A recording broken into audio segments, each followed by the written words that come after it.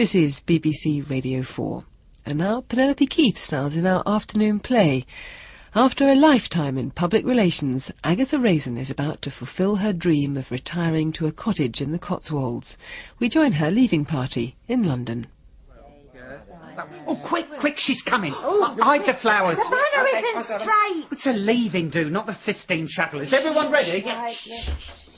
Aggie! 2, 3, 4. For she's a jolly good fellow, for she's a jolly good fellow, for she's a jolly good fellow. Yes, thank you. Enough. And so say all of us. Enough, please. I do have a train to catch. Speak, come on. Don't be shy. Oh, dear. It is the end of an era, really. Mr. Pedman tells me you'll all keep your old jobs. Of course, you'll be Pedman promotions, not Raisin promotions. Shame. Thank you, Roy. And I wish you all good luck. As politicians get grubbier and pop stars tackier, your lies will have to be even bigger. But never forget the lady who taught you all to lie so beautifully. Agatha Raisin. Goodbye. Mrs. Raisin, I've got you a present. Oh, Lucy, you really shouldn't have.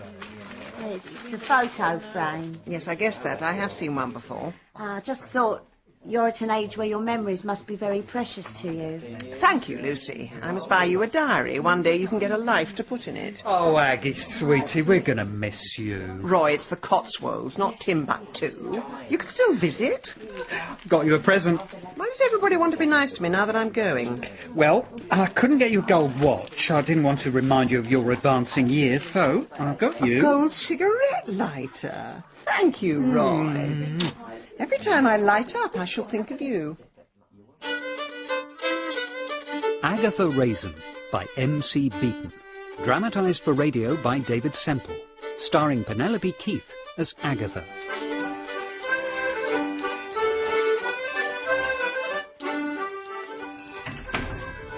Morning. 20 Benson and Hedges, please. Oh, good morning to you, too. Sorry, I have just spent half an hour behind a tractor that was going at 5 miles an hour.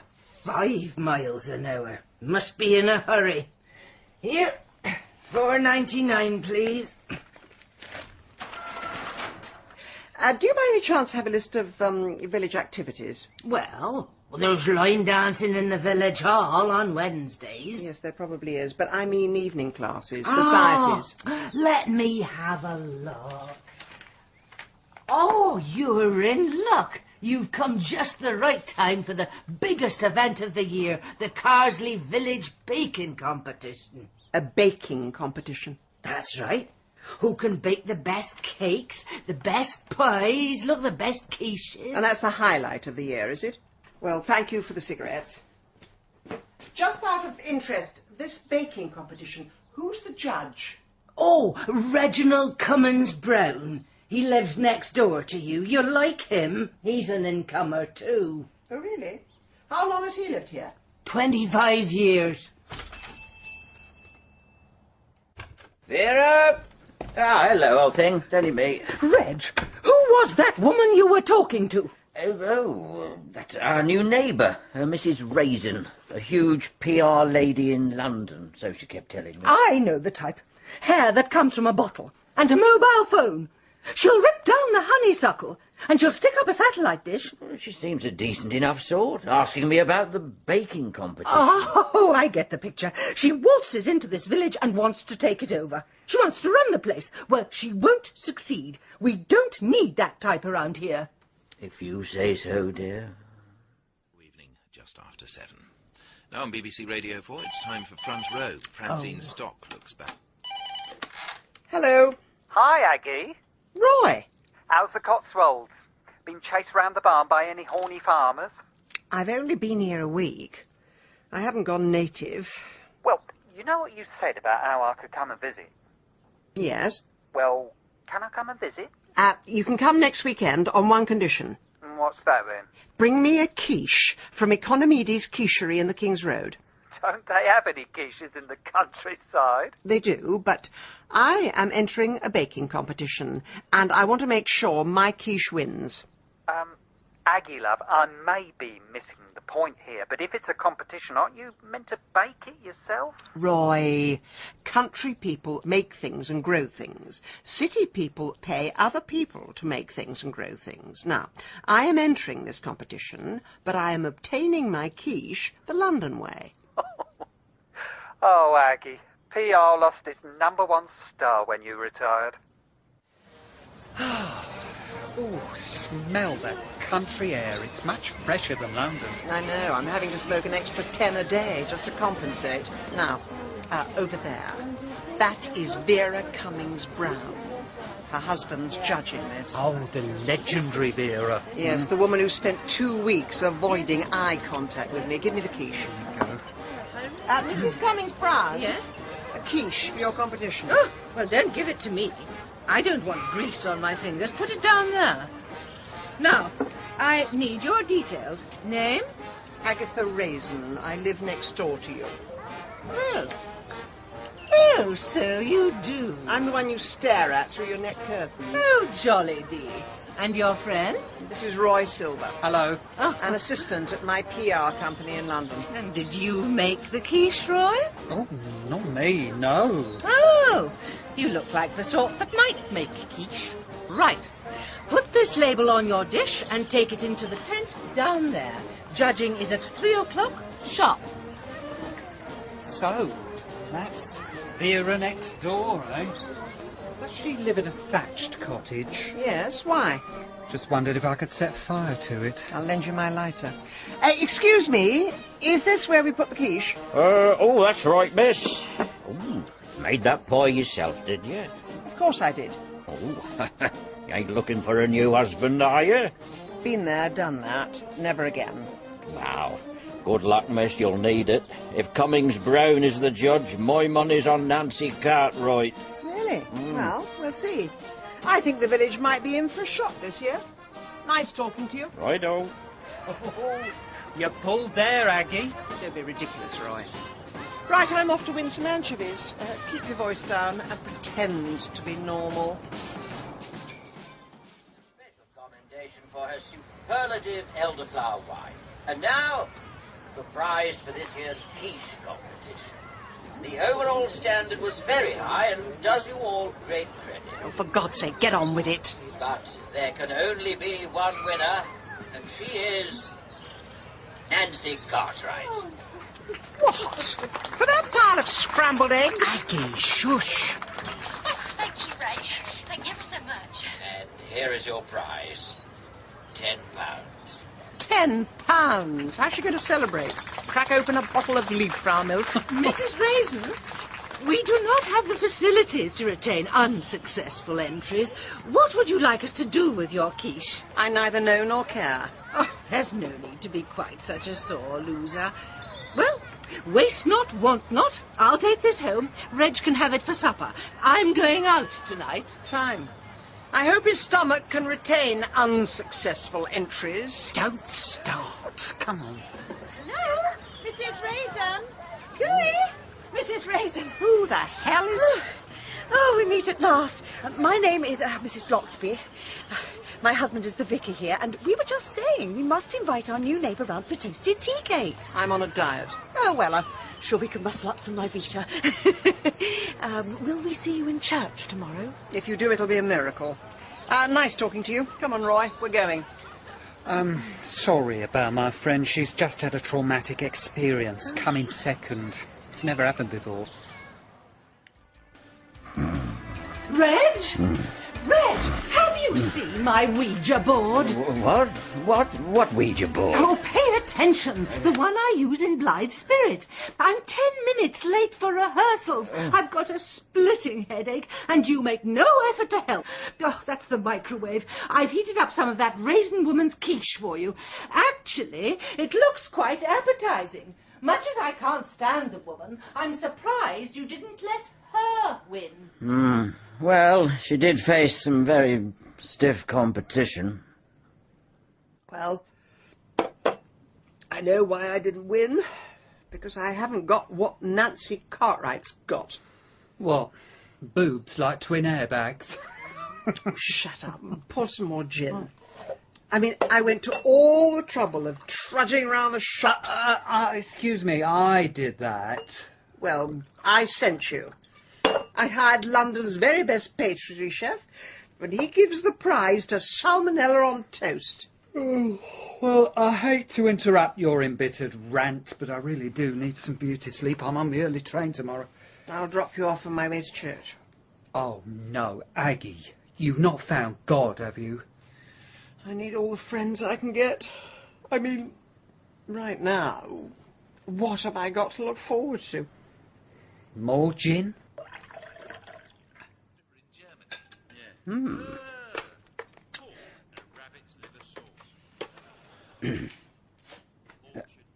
Hello, are you alone?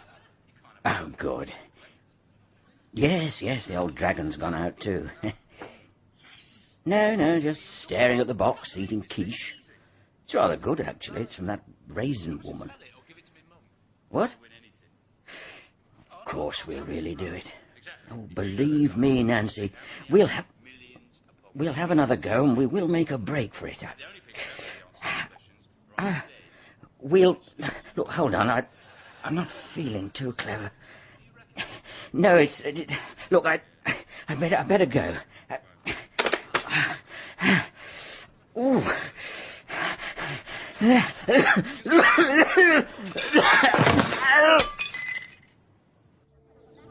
Very good sermon, Vicar. Very interesting. Thank you, Mrs. Harvey. Oh, Mrs. Raisin. So glad you could come. Yes, well, I won't be able to make it every week. Oh, well, you're here today at least. Oh, Mrs. Ellman! Must be Excuse me, madam. Are you Mrs. Agatha Raisin? Yes? I am Police Constable Griggs. This is Detective Constable Wong. Perhaps we could have a word? You better come to the cottage. Now, look, if it's about that speeding ticket... It's nothing to do with that, Mrs. Raisin. It's about your neighbour, Reginald Cummings Brown. Oh, that old bore. What's he done now? Not a lot. He's dead. What? He's dead. And we believe he may have been poisoned. Well, what's that got to do with me? I don't feed him. His wife says the last thing he ate was your quiche. They brought it home last night. But that quiche came from... That quiche was homemade. Indeed. Well, perhaps you could show us how you made it. Yes. Right, of course. It's through here. Ooh, nice kitchen. Perhaps you'd like to show us your ingredients. Well, it was a normal quiche with normal things, like herbs. And where do you keep your herbs? I've run out. What else? The usual. Eggs. I think. Yes, eggs. Definitely eggs. And these eggs would be, in the fridge. I suppose you had the last one for breakfast, did you? And, what else? Flour. And where's that, then? In here. No, not that one, sorry. Oh, heavens. Damn these cupboards. Things are never where you put them. Mrs. Raisin, perhaps your flour is behind the microwave Indian banquet or the boil-in-the-bag spaghetti bolognese. Might be. Mrs. Raisin, in my humble opinion, you would have to look up the ingredients to make a boiled egg.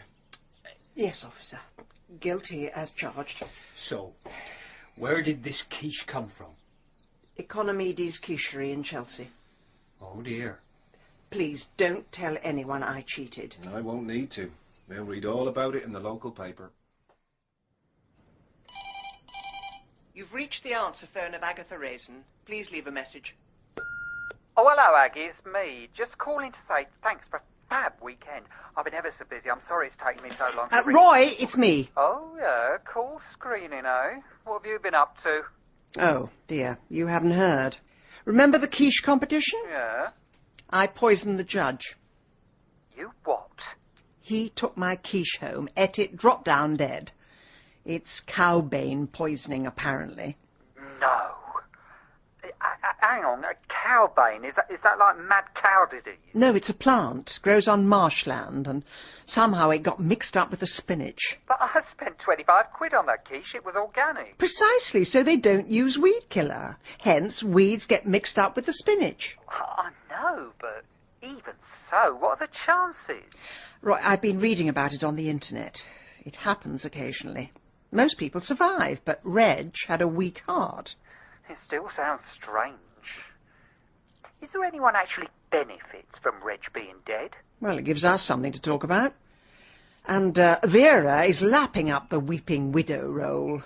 I'm not surprised she's such a star of amateur dramatics, swanning round the village, telling anyone who listened that she wants to be alone. Who else was close to Reg?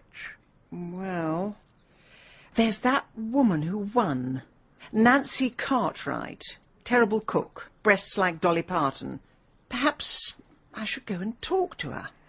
Where do women in white stilettos go for entertainment? Oh, like I'd know. I don't know. Well, how about bingo halls? Bingo, yes. I'll try that. Look, Aggie, please, be careful. People can get very angry if you poke your finger into things like that. Yes, thanks, Roy. I've got to go. Someone at the door. Coming! Mrs. Bloxby. Oh, my dear Mrs. Raisin, I do hope we're not disturbing you, but Mrs. Cummings-Brown here wanted a word. Please, come in. Sit down. Thank you. Would you like tea, coffee? Oh, no, thank you, Mrs. Raisin. This is very hard, but I just want to say, I forgive you. We all make mistakes, and sometimes our mistakes have terrible consequences. You couldn't have known. I mean, such a lot of food scares these days that there must be something very wrong with the world. There, dear, do have a tissue. Oh, dear. I just feel so alone. What am I going to do with my life now? Well, you've always got your amateur dramatics. Yes. Oh, my poor Reg. I want to go home. Of course, my dear. I'll come with you. No. I want to be alone. Should we go after her? Oh, no. She needs a little while to collect her thoughts. One sees a lot of this as a vicar's wife. We're always here for the lost and the bereaved. I feel rather lost myself at the moment. And as if Reg's death wasn't enough, now the whole village knows I'm a cheat. Oh, dear. Well, there has been some gossip, of course, but people are still a bit sensitive. Last month, the village shop was raided by a man wearing a monkey mask. They're all convinced the robber must have come from London. Why? Well, because, of course, no one from round here could do such a thing. Oh, honestly, why are people so ignorant? Oh, I know, but once you've spent some time in Carsley, you'll find we're not as small-minded as you think. Well, right now I'm tempted to sell up and go home. Oh, and I thought perhaps you'd found a new home here. I was going to invite you to the Carsley Ladies' Society. We have a charity auction coming up, and, well, with all your experience, you could have... Oh, well... Carsley Ladies, that sounds fun.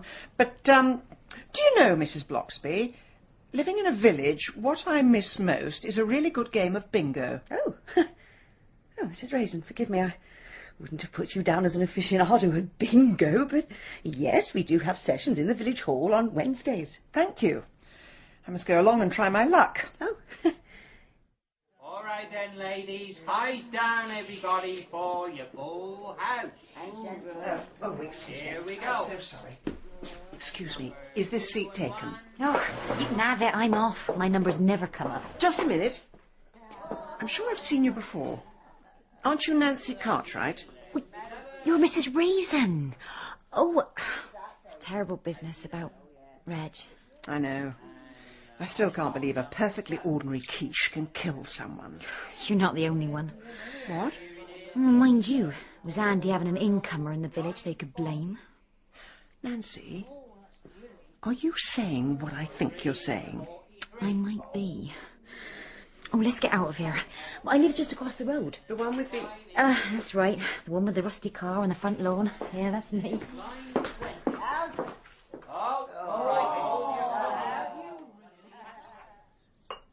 It's dry London gin, Angostura bitters. I never liked the stuff till Reg got me onto it. Thank you. Nancy, what do you really think happened to Reg? I don't know. Reg was a randy old bugger. He said I was the living spit of Marilyn Monroe, the only woman he'd ever loved. Oh, but he said that to lots of women. Did Vera know? Of course she knew. Never seemed to mind, though. Oh, come off it. Vera, Lady of the Manor, Cummings Brown. Well, they never seemed to last. Red had his flings, and then they'd leave him. I don't know why. But I was different. He was going to stay with me, run away with me. Oh, yes? Last harvest supper, said he'd had enough of Lady Snobby, controlling him, putting him down. Said he'd meet me outside the Red Lion after midnight, and we'd drive off together. Be two little lovebirds living up in the south of France. And yet you're still here, drinking pink gin. I couldn't do it. After the meal, I come home, packed some things, and had a bath. I lay there. I could hear my husband snoring on the sofa. I just closed my eyes for a minute. When I wake up, it's 3 o'clock in the morning. I've turned into a prune. I couldn't do it. No, I never can. Nancy! Oh, no, that's my husband. I've just been reading about Reg Cummings Brown. He ain't coming if you ask me. Who's she? Well, this is Mrs. Raisin from Puddleduck Cottage. Just called social-like. What do you want? I'm collecting money. Children in need. What about out-of-work labourers in need? Quite. Well, I'll be off then. Yeah, you've got a nerve. Begging for handouts from the likes of us. Haven't got a penny. Hers see to that. Oh, John! Oh, not in front of Mrs. Raisin. Nancy, if you want me to stay, I will. No, no, please go. Well, you know where I am if you need me. Don't come back! Home, sweet home. Nicotine, sweet nicotine. Oh, honestly. Morning, Mrs. Raisin. Remember me? Constable Wong. How could I ever forget? Please call me Bill. Come in, Bill. What have I done now? Oh, nothing. I come bearing gifts. A little something in my basket here. Have a look. That's a cat. Oh, we can't get nothing past you, can we? Oh, she's the runt of the litter, and if we don't find her a home, she's going to be drowned. There must be someone in the village. Oh, I've tried everyone. But I can't have a cat. Oh, dear. Oh, I don't know what I'm going to do with her then. Oh, I see. You come here as a friend, call me Bill, but you're testing me to see if I could do it. What? You want to see if I could allow a creature to be killed, to see if I'm capable of it. Mrs. Raisin, no one's accusing you of anything. We're absolutely satisfied it was accidental. But I have got another reason for giving you this. Oh, yes? But a little birdie told me you were thinking of leaving. And I thought, well, an animal might make you feel more at home here. I mean, she certainly made herself at home. Oh, look at her there, scratching your furniture. No! Not the chaise longue, please. So, why do you want me to stay? Maybe I like you. And with you here, I'm not the only outsider. Outsider? You're a pillar of the community. I'm a Gloucester boy, but my dad's half Chinese. So to a lot of people, I'm an alien. Half the village thinks I'm an alien, and the other half thinks I'm a murderer. So, what do the police give me for protection? A terrifying, ferocious, tiny orange kitten. We do things differently in the Cotswolds.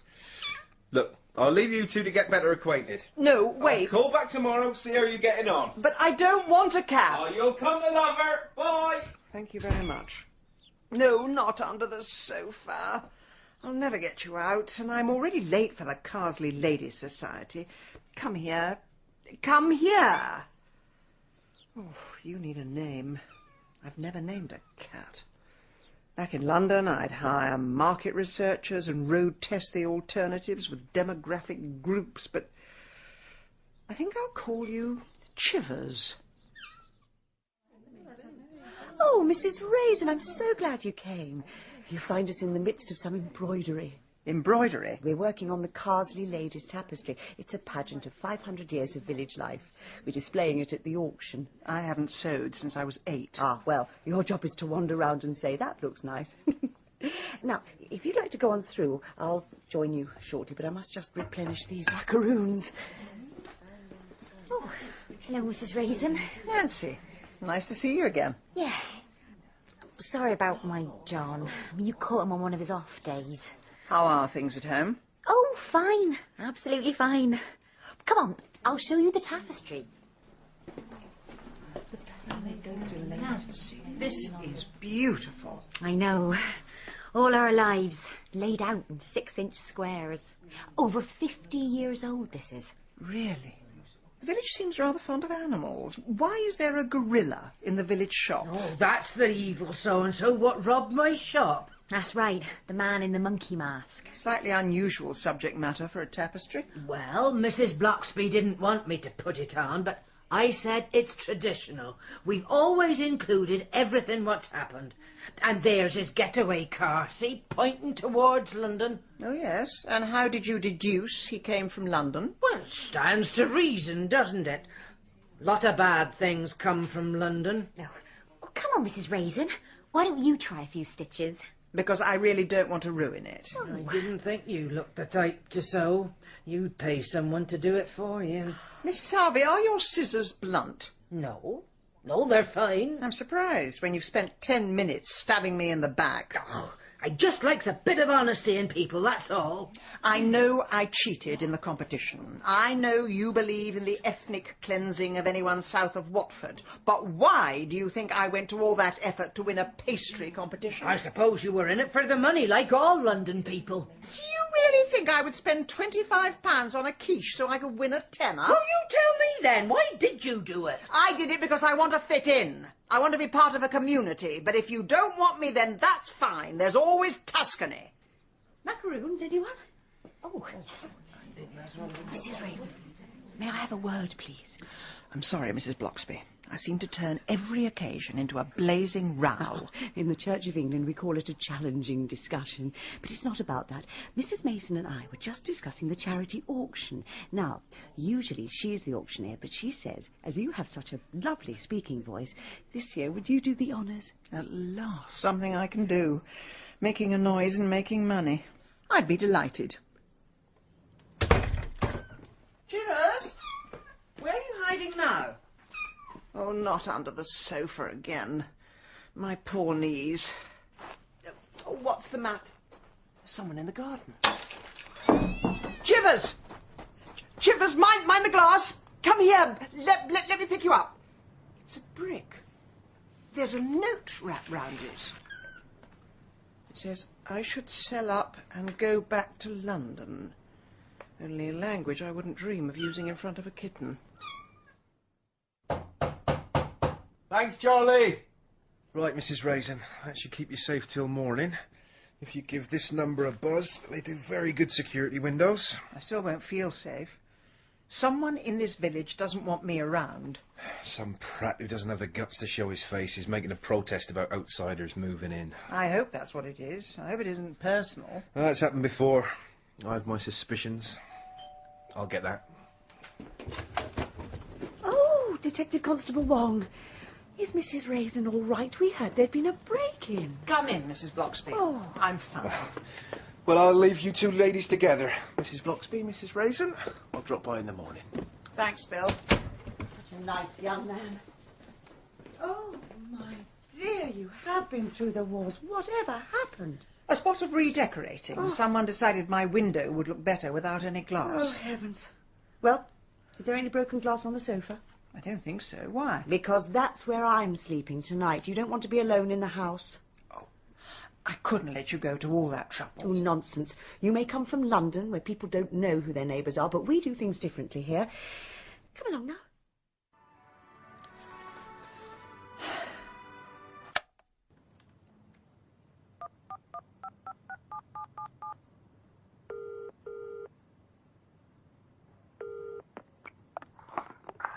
Hello? Roy, it's me. Someone put a brick through my window. No. Are you all right? Get the police. They've been. It's like Fort Knox in here. And I've got Mrs. Bloxby downstairs, but I still don't feel safe.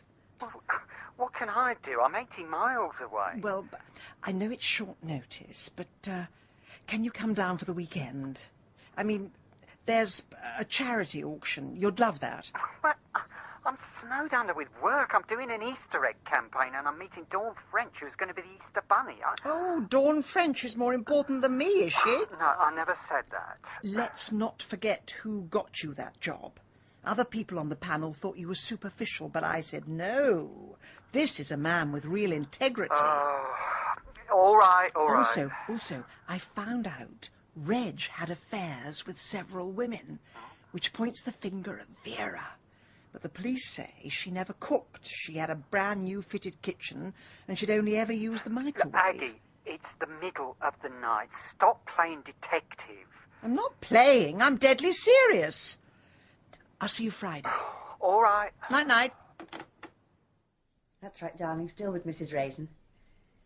Oh, at about midday, I should think. See you then. Bye. Good morning. Oh, Mrs. Raisin. Hope you didn't mind my using your phone. Did you sleep? I did. But I was woken by a hungry kitten and the smell of coffee. Yes, well, I was going to bring it up to you, but alas, you've beaten me to it.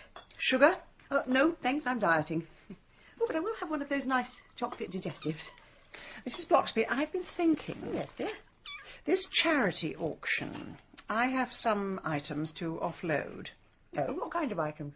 Well, I have some useless trinkets from my PR days, presents from pop stars, gold discs, and my furniture is too big for this cottage. I mean, look at this widescreen TV. It's blocking out the sunlight. Good heavens, you can't give that away. Have you seen what's on TV these days? No. Everything must go except me and Chivers. Oh, Mrs. Raisin, that's the most marvellous news. Well, I hope you get a few quid for them. No, not that. I mean, it's marvellous news that you're staying. But what made you decide to stay? The brick through my window telling me to go. I've never much cared for Nazis. If they want to fight, I can be very, very dangerous.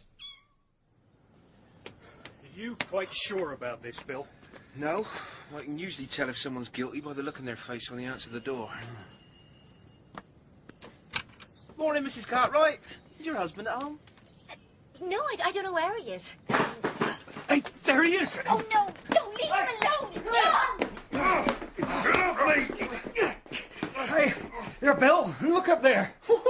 My, you have been a busy boy. I know my rights. I love you. I love you both. And blow me, there it was on top of his wardrobe. His own personal monkey mask.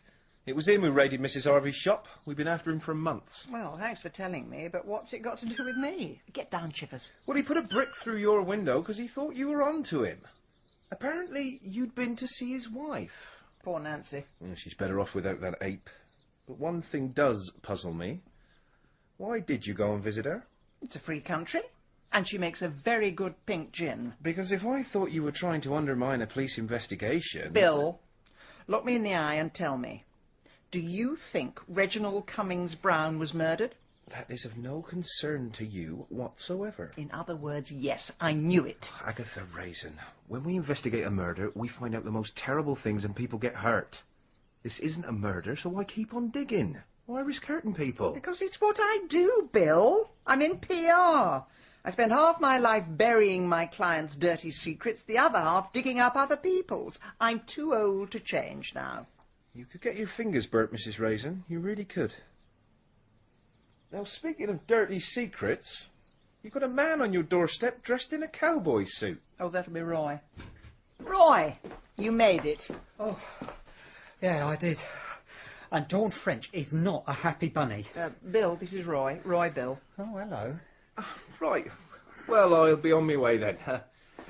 Remember what I said. Well, who's your boyfriend? He's not my boyfriend. He happens to be a police officer. Yeah, well, they've obviously changed the height restrictions. He's a very nice man, just rather annoying. He says I should forget about this Reg business. I think you should listen to the little munchkin. I mean, so what if she did kill her husband? She's hardly likely to do it again, is she? Roy, that's a shocking attitude. I'm not surprised this country's going down the Swanee. If you turn a blind eye to things like... Aggie, do my eyes deceive me, or is that a cat? Oh, I forgot. You don't like them, do you? Indeed. Please, tell me you're collecting them to make a fur coat. It was foisted on me. They were going to drown it. What was I meant to do? Give me a bucket of water and I'll show you. Roy, I'm trying to change my image. It's goodbye, Cruella de Vil. Hello, Mother Teresa. Oh, that reminds me of the charity auction. Now, I need you to try on a medieval jester's outfit. You are joking. No. Cap and bells, the whole caboodle. Well, I look an absolute fool. Yes, that's the idea. Now, you're to stand by the A44 and drum up trade. Oh, what sort of trade? Well, you know, American tourists, people in flash cars, people I can fleece. And this is you being Mother Teresa, is it? No. The cash and carry are donating refreshments. I must double-check the papers are coming.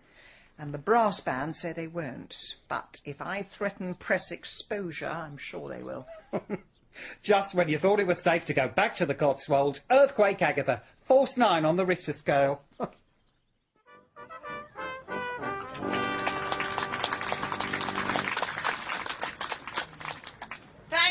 Thank you to our wonderful village band. Now, on with the auction. Lot 17.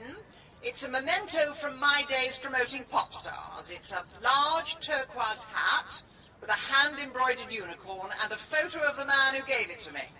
Boy George. Do I hear £20? Of course I do. Oh, Alf, dear, it's all going so well. We've raised hundreds. I do admit Mrs. Raisin is a bit of a human dynamo. Oh, here comes her friend. Oh, he looks quite the picture. Oh, Mr. Silver, you must be delighted. Do I look delighted? I'm stood by the A44 jangling me fool's cap while millions of Americans make home movies of me. It is for charity. I've got compassion fatigue. I'm off. I've found a pub that does pims with little umbrellas. Here she comes, the woman of the moment. Oh, Mrs. Raisin, you must be absolutely exhausted. On the contrary, I feel cleansed. How does that song go? Imagine no possessions. Well, I don't have to imagine. From now on, it's me and Chivers and a whole new life. Well, I wish we all had that attitude. Well, I must go and thank the village band. Have they finished? We'll have crowds in here in a minute. I'll help with the tea. Oh, goodness, you are keen. Well, you can assemble the cream teas. Right. Mrs. Cartwright can help you. Mrs. Cartwright, didn't you hear? Her husband was arrested. It was because I... Oh, yes, I did hear, and that's why it's important you talk to her. Oh, here she comes. I'll go and get some more plates. All right, Mrs. Raisin. Nancy, I'm so sorry. I had no idea your husband was involved with anything. I only wanted to know about don't Reg. fret yourself. Bet you done me more of a favour. At least I won't get no more of these. Your husband did that to you? That's right. Never marked my face, though. Cunning sod. Still, I don't have to say I walked into doors now. Now I can go through them. Oh, Mrs. Raisin. Oh, one final favour. Could you pop across the road to the village hall, get some scones from the freezer, defrost them in the microwave? Yes, of course. Oh, now, you want the little freezer by the door, not the big one under the window where Vera keeps her pastries. Vera keeps what? Oh, Vera bought us a deep freeze last year. It's full of her cakes and pastries. Any dinner dance, harvest festival, Vera takes control. They're all in there, colour-coded. No one understands her system except her. Mrs. Bloxby, is it all right if I go home? Oh, are you feeling poorly? No, I just have the sudden urge to organise a little tea party.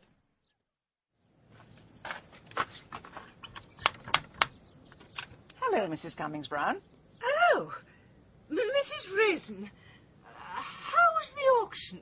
We raised enough to save a few souls. Oh, I would have liked to have come, but I don't feel ready. Oh, where are my manners? Do come in. Actually, I was going to invite you to my house for tea. Oh, I'll just go turn off my television. And I'll go and put the kettle on. Sugar? Oh, do, please. I couldn't trouble you for a biscuit, could I? Oh, yes. I think I've got some digestives. Oh. My word, Mrs. Raisin, your cottage looks quite bare. I beg your pardon? I said your cottage looks bare, without the television. Sometimes you have to lose things to make a fresh start. Drink up, your tea's getting cold. Oh, so's yours. Well, thank you for the tea and biscuits. But I have a feeling you summoned me here for a reason. I wanted to talk to you about Reg.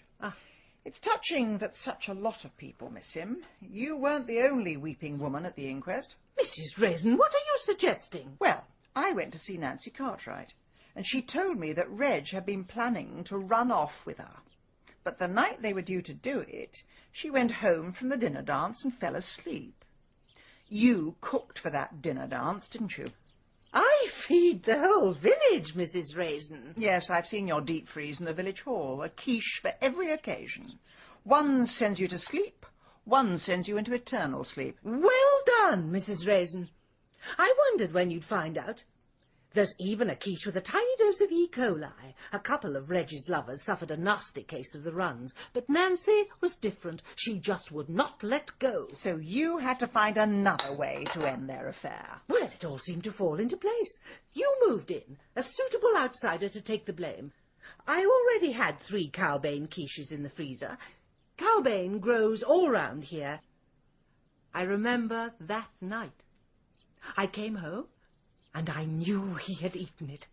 I saw him laying there dead, but I could hear his voice in my head saying, "Come on, old thing. Up the stairs. Don't look in the living room. It's not a pretty sight. You go up to bed now.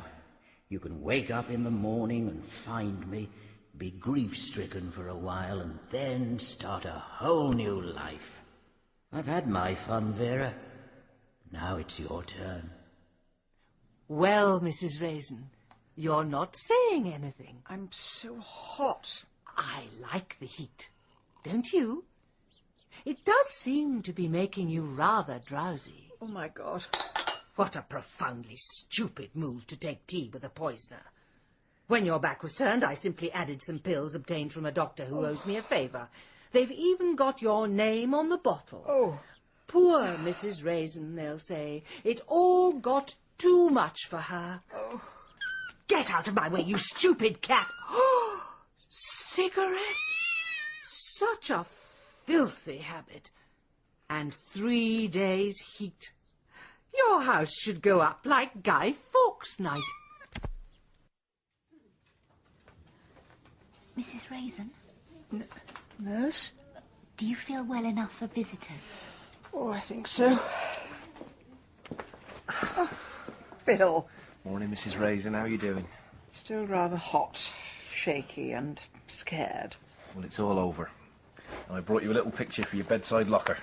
Chivers. Oh, is she all right? She's fine. I'm looking after her. That little kitten saved your life. How? When the fire started and she had nowhere to run, she climbed on your face, which made you vomit. How do you know that? She sold her story to the Carsley Gazette. Oh, yes, and I could tell by the scratch marks on your face. How's my cottage? Well, it'll have to be re-thatched. That Vera Cummings Brown caused the death of 5 million weevils. She's under arrest now. Poor Vera. She was just like me, really. Didn't want anybody else stealing her prize. You get some rest. Oh, here comes your friend. See you later. Aggie, you'll be pleased to know you're in all the papers. Midlands Today is calling you the Columbo of the Cotswolds. Oh. And the Gloucester Echo calls you Miss Marple with attitude. Shut up, Roy. Oh, charming. We're so glad to have you back in the land of the living. I'm alive, am I? That's nice to know. You certainly are. I think this country air must really agree with you. Indeed. Where are my cigarettes?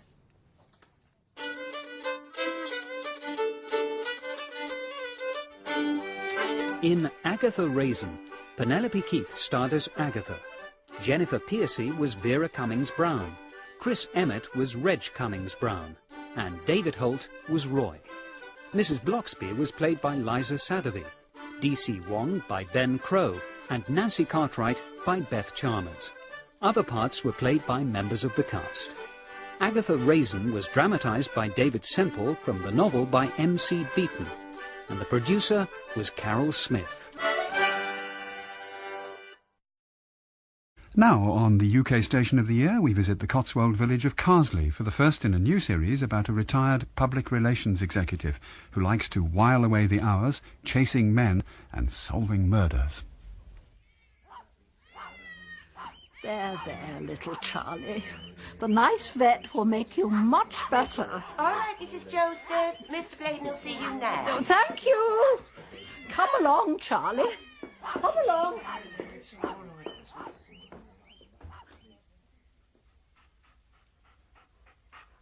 Hello, Mrs. Josephs. How's dear old Charlie? Oh, he's not at all well. Well, look at him. He's shivering. And if you try and stroke him, he winces. Well, he's a grand old gentleman now, and older doggies do get aches and pains. But he hardly touched his dinner last night, and it was lamb's liver, his favourite. Oh, I think it's just a flare-up of his arthritis. I can change his dosage of glucosamine. That'll make his joints a bit less creaky. I keep thinking there's something we must be missing. Well, aren't there some tests you could do on him? Well, I could, but it'll mean keeping him overnight. Oh, yes, but he's always happy with you. It'll be a little doggy holiday. All right, Mrs. Josephs. I'll see you tomorrow, then. There's a brave soldier, Charlie. Good boy.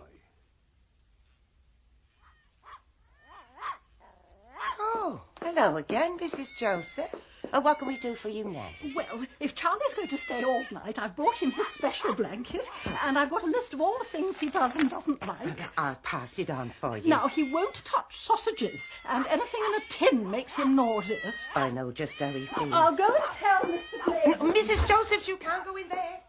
Mrs. Josephs, I was just about to phone you. Hello, little Charlie. What's happened to him? I'm afraid he reacted badly to the anaesthetic. Anaesthetic? Well, you never said he needed an operation. He suddenly took a turn for the worse, and I had to act fast. But I'm afraid we lost him. Oh, Charlie. My poor little Charlie. What has he done to you?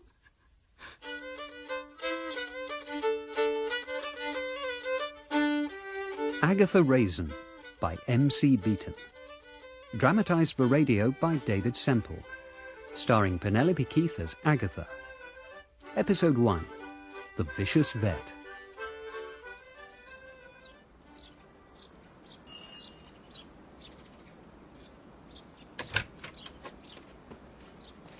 Mrs. Bloxby, how lovely to see you. Oh, Mrs. Raisin, please tell me it isn't true. What isn't true? That you're leaving us.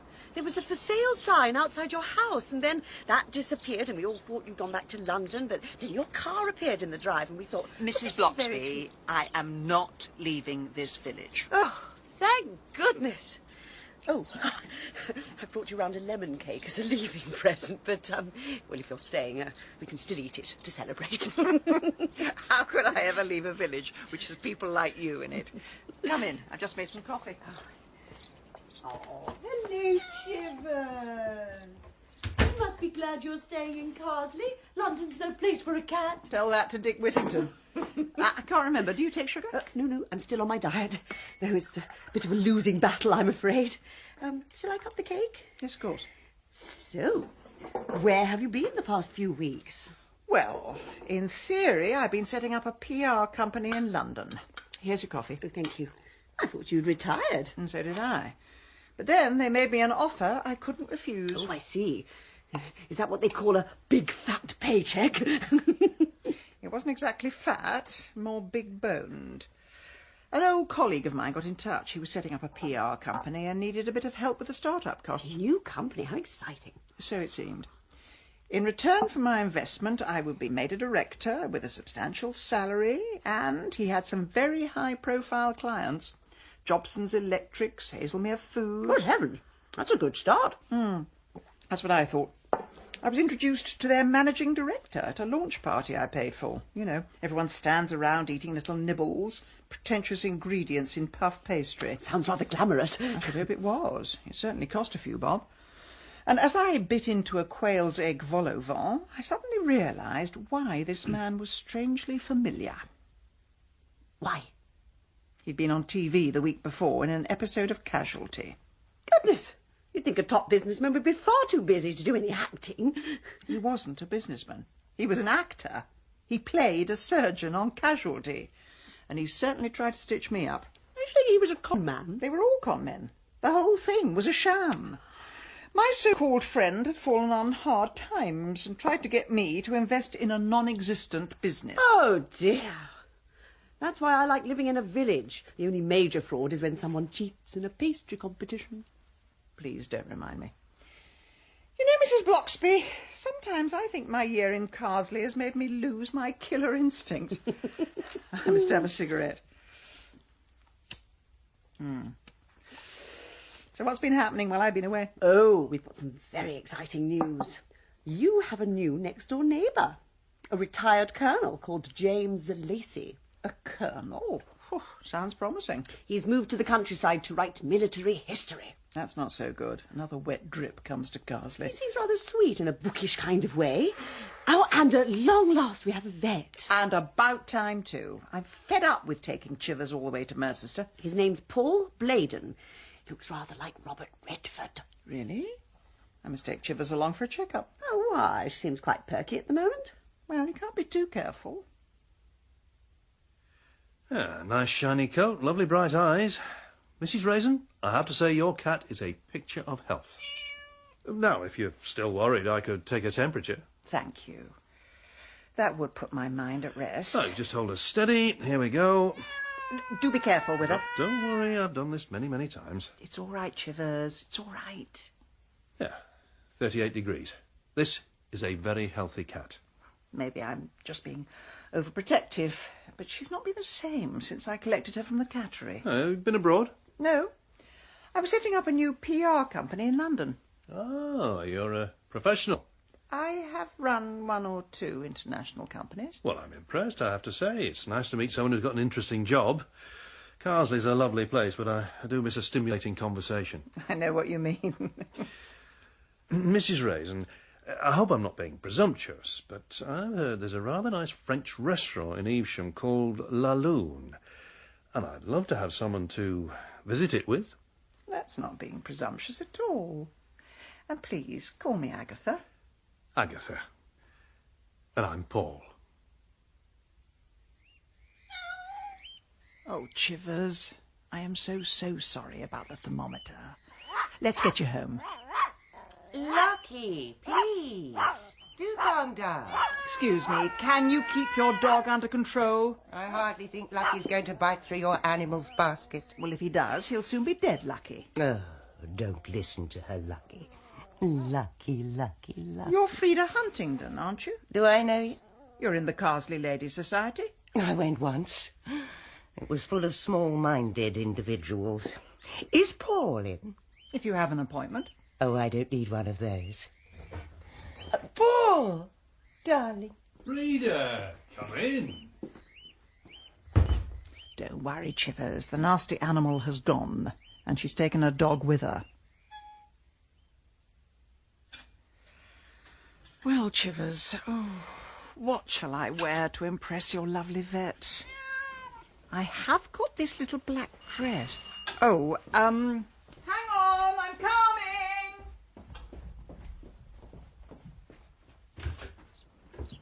Hello there, Agatha. Bill Wong, come in. Oh, thank you. Long time no see. Well, it's been very quiet round here. We haven't had any murders recently. You must have been on holiday. I was just getting ready to meet a friend for dinner. Are you calling about anything in particular? No, just for a chat. Do I know this friend? You might do. It's Paul Bladen, our new vet. Oh dear, had a feeling it might be. Saw you outside his surgery the other day. Why didn't you stop and say hello? Well, you walked straight past me. You had a faraway look in your eyes, and you had quite a job keeping your balance with those high heels you had on. Do I detect a note of ridicule? Agatha, when that man came to this village, everyone thought the sun shone out of his... Well, you know, where he sticks his thermometer. But now people are starting to talk. And what are they saying? They say he's not quite as caring as he seems. Mrs. Josephs insists he put her Daxon to sleep without even consulting her. Well, if he did, I'm sure there was a good reason. Vets do not kill animals. They keep them alive so they can fleece their owners. All I'm saying is be careful the company you keep. And if you're going out tonight, do watch the road. There's ice and snow on the way. It's a perfectly mild evening. Things can change very quickly in the Cotswolds. Well, Agatha, how is your duck à l'orange? Do you want the polite answer or the honest one? Oh dear, hit me with the honest one. On the positive side, the duck is definitely dead. On the negative side, why do they have to cremate it? It is rather singed. The standards are definitely slipping. Oh, Oh, have you been here before? Yeah, I did come when it first opened. As I recall, the food was quite reasonable. Tell me some more about your PR company. That sounded fascinating. There's nothing to say, really. I ran it for 20 years, and when the business was worth more than a cottage in the country, I sold it and bought a cottage in the country. You're so lucky, Agatha. You had a dream, and you made it happen. It took more than dreaming. It was mostly fighting and kicking and screaming and shouting. What's your dream? Well, I've always dreamed of having my own veterinary hospital, right here in the Cotswolds. I mean, there's so much demand from farmers as well as pet owners. But as always, it's the funding. You should try the Carsley Ladies Society. They're awfully good at fundraising. It'll take a little bit more than a few bring and buy sales, though I imagine a successful businesswoman like yourself could give me a few tips. Well, my first tip is never allow your suppliers to rip you off, which I have to say is what this restaurant is doing to you right now. Oh, dear. Agatha, this was a terrible choice of restaurant, but I do know a place that does rather good coffee. And if you like, breakfast.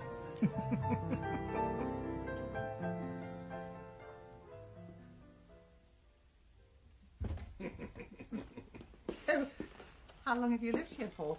10 years. Before I started working in Carsley, I had a practice with my brother in Evesham. What made you leave? I'm always in the mood for an adventure. Now, let me take your coat. Paul, I'm... Oh, Agatha, please. What's the matter? Well, it's just been such a long time. Oh, don't worry. It's just like riding a bicycle. I beg your pardon? I mean, you don't forget. Thank you for that image, Paul. I'm sorry, and thanks for supper.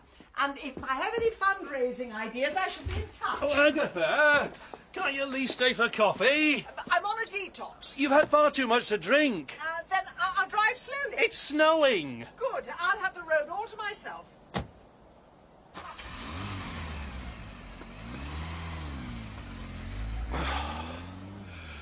The woman's mad. Totally, utterly mad.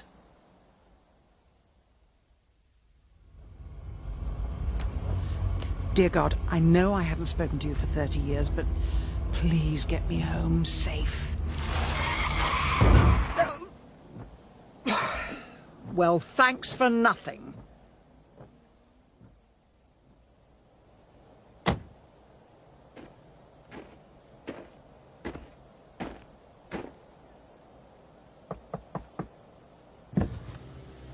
Two questions. Number one, are you all right? Yes, I'm fine. Just a bit shaken.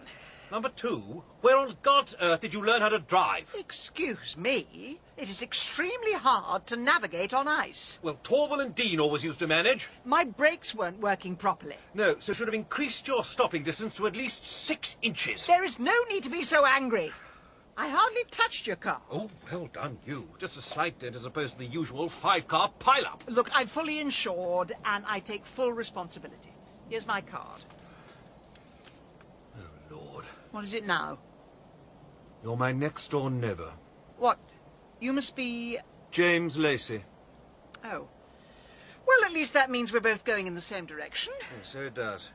You can go first. I refuse to be rear-ended twice in one night.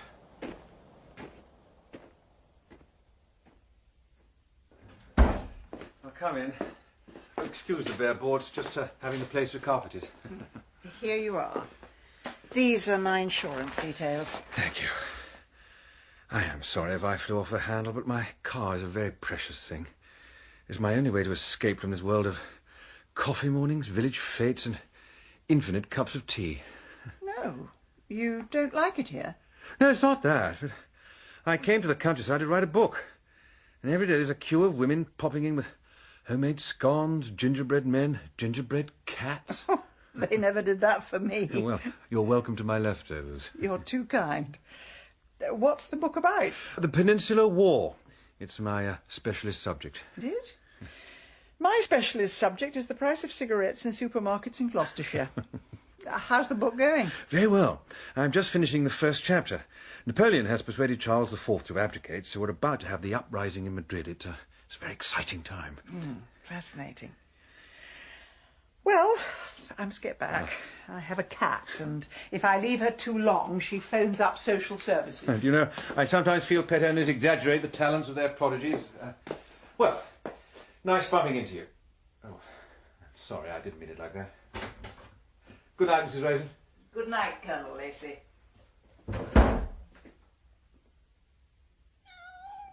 Hello, Chivers. Yes, that's right, it's me, the lady with the tin opener. I've just been to see your vet, only I wasn't quite ready for his treatment. I better phone and apologise.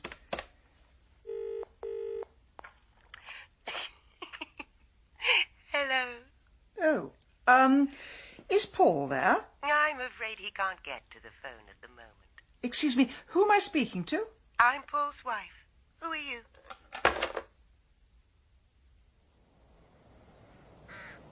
Good morning, Lord Pendlebury. What? Who the devil are you? I'm Paul Bladen, the new vet. You wanted me to tie back the larynx of one of your horses? Oh, yes. Lucky Jim. That's him, over there in the stables. Do you have any staff who can assist me with this? What? My staff have better things to do than holding your kit bag. Last chap always seemed to manage on his own. And I shall see you in an hour or so with my bill.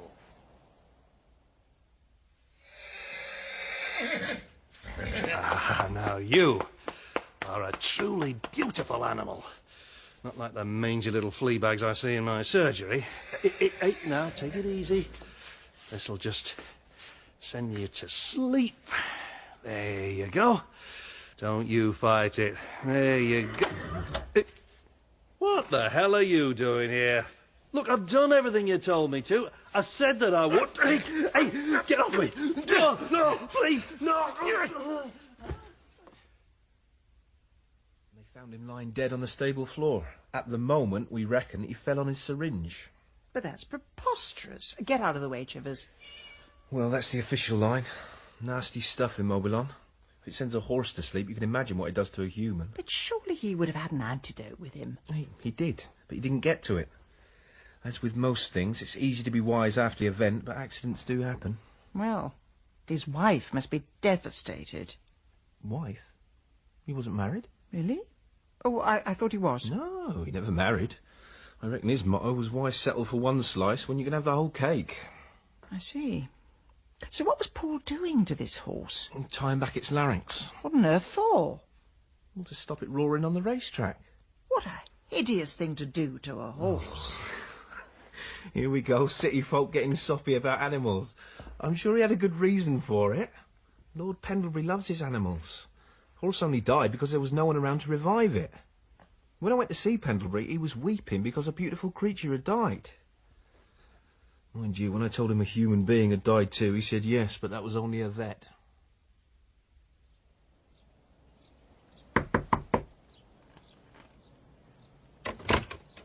Hello. Oh, Mrs. Agatha. James, have you heard the news about our vet? Yes, I have, and it's a terrible accident, but I am in the middle of writing a book. Accident? How can you accidentally stab yourself? Well, it's simple enough. He injects the tranquilizer into the horse gets a bit frisky and tries to bolt, and knocks him onto his own syringe. That is the most ludicrous thing I've ever heard. Agatha, as a military historian, I know many people who have died through the accidental discharge of their own weapons. And as a PR executive, I know when something stinks to high heaven and someone's trying to hush it up. James, who are you talking to? It's only Agatha. Oh, Mrs. Raisin. You really do seem to haunt me. Mrs. Huntingdon? Oh, lucky you calmed down. He's such a sweetie, but he can be a bit naughty with people he doesn't like. So I see. I'll take him through to the kitchen. Come on, Lucky. I thought you said you were writing a book. Yes, well, I was in the middle of a chapter, but then Frida called. And then 10 minutes later, you called. Oh, and Frida's helping you with the book, is she? Agatha. Or did she bring round a homemade cake in the shape of Napoleon? Now, don't be like that. I'm not. Well, I'll leave you and Frida to get on with your book. I just hope you don't suffer from writer's block.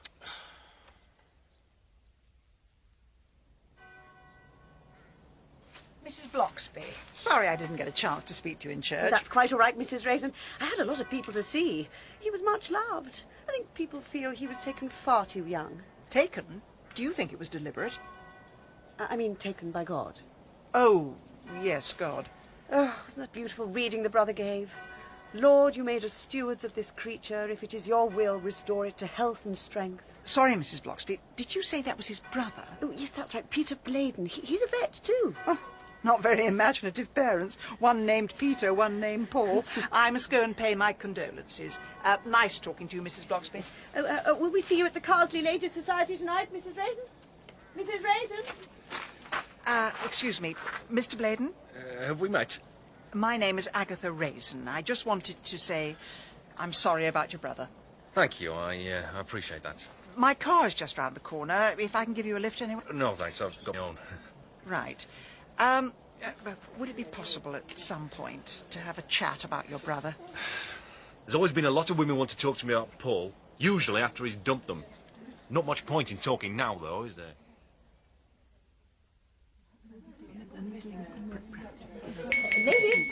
Ladies, now, in view of this week's sad events, we've cancelled Mrs. Mason's display of Turkish belly dancing, and so this evening is going to be a rather more subdued affair. But before we go any further, I must just read the minutes of last week's meeting. On Thursday, 20th February, Mr. Jones... Mrs. Huntington, I thought Carsley ladies were too small-minded for you. I was desperate for company. Have a seat. Followed by a much welcomed cup of tea. This evening, Mrs. Harvey has very generously brought in some homemade apple brandy. And I have made some low-fat cinnamon flapjacks, so please do feel free to sip and munch and mingle. Thank you so much, ladies. Thank you. Thank you. Well, Mrs. Raisin, he's all yours. Who is? James Lacey. I'm through with him. I beg your pardon. What on earth makes you think I'm interested in James Lacey? The way you try to hold your stomach in whenever he's near you. Your imagination is even more lurid than your makeup. James is my next-door neighbour. Nothing more. Really? Well, anyway, I hope you do better than I did. All he wanted to do was talk about his book, when I just wanted to bite the buttons off his cardigan. Oh, Mrs. Huntington, how lovely to see you. Did Mr. Bladen get a good send-off? It was no less than he deserved. He was a wonderful vet. Oh, do you think so? I found him rather rough with Chivers. The man was a miracle worker. I mean, look how quickly he cured Lucky's middle ear problem. A miracle worker? What are you talking about? Bladen was a murderer. Oh, Mrs. Joseph, you're not still going on about your old dachshund, are you? Charlie was just suffering from a bit of arthritis until Bladen got his claws into him. I don't mean to seem insensitive, Mrs. Josephs, but Charlie was a rather old dog. Just a bundle of bones, really. Not long for this world. Charming. I hope no one ever says that about me. Well, Mrs. Huntington, I'm not surprised you're standing up for him. Your dog wasn't the only one to get the full treatment on his operating table. How dare you? Still, at least he cared for one animal, even if it was one with the morals of an alley cat. Goodness, it is getting hot in here. Mrs. Huntington, come and try some of my flapjacks. You malicious old crone. This way, Mrs. Huntington. Well, you certainly rattled her. I've bitten my tongue for long enough. They've all tried to hush me up, but I know things. About Paul? About why he came to Carsley and what he was up to. Come to my house tomorrow, Mrs. Raisin. I'll tell you all about Paul Miracle Worker Bladen.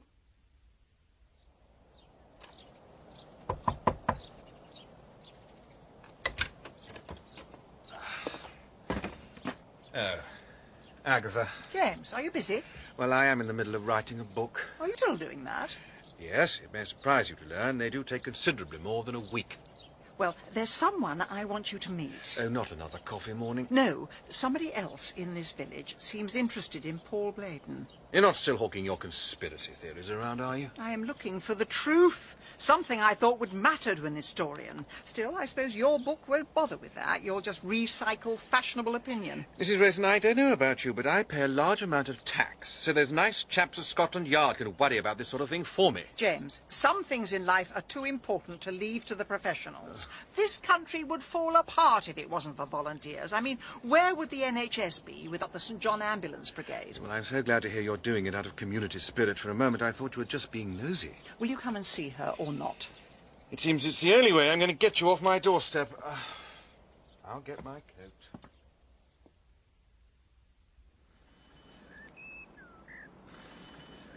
Mrs. Joseph's is taking an awfully long time to answer. Agatha, haven't you noticed? In a whodunit, when anyone says, come and see me tomorrow, they'll always be found dead in the next scene. Don't say that, James. Not even as a joke. I do think this door is locked. Mrs. Joseph's? Mrs. Joseph's! She must have gone out. James, maybe I've spent too long living in London, but when I go out, I tend to lock the door. Oh. Well, I suppose she could be in the bathroom. Mrs. Josephs? Mrs. Josephs?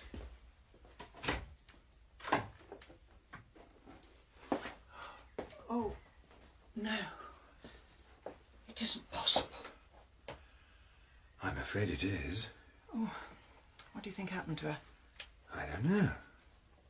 She's stone cold. Doesn't seem to be any sign of a struggle, though. The poor woman. Have you got one of those mobile thingamies? Somewhere in my bag. Here it is. You phone the police. I need a cigarette. You can't smoke in here. Why not? There's a dead body there. And your point is? They will need to identify the cause of death. Well, they're not going to pin it on secondary smoking, are they? There's ash flying all over her. Well, will you just make the phone call? Has one used this thing? I'll do it. Hold the cigarette. DC Wong, please. Bill, it's Agatha. I'm afraid we've got another body for you.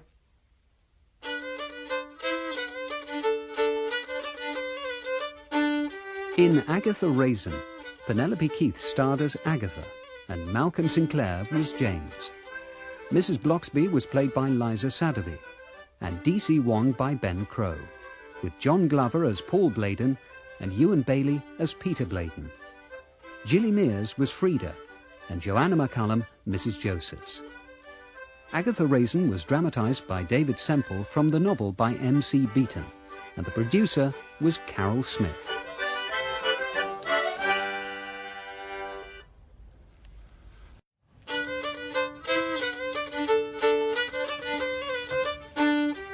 Agatha Raisin by M.C. Beaton. Dramatised for radio by David Semple. Starring Penelope Keith as Agatha.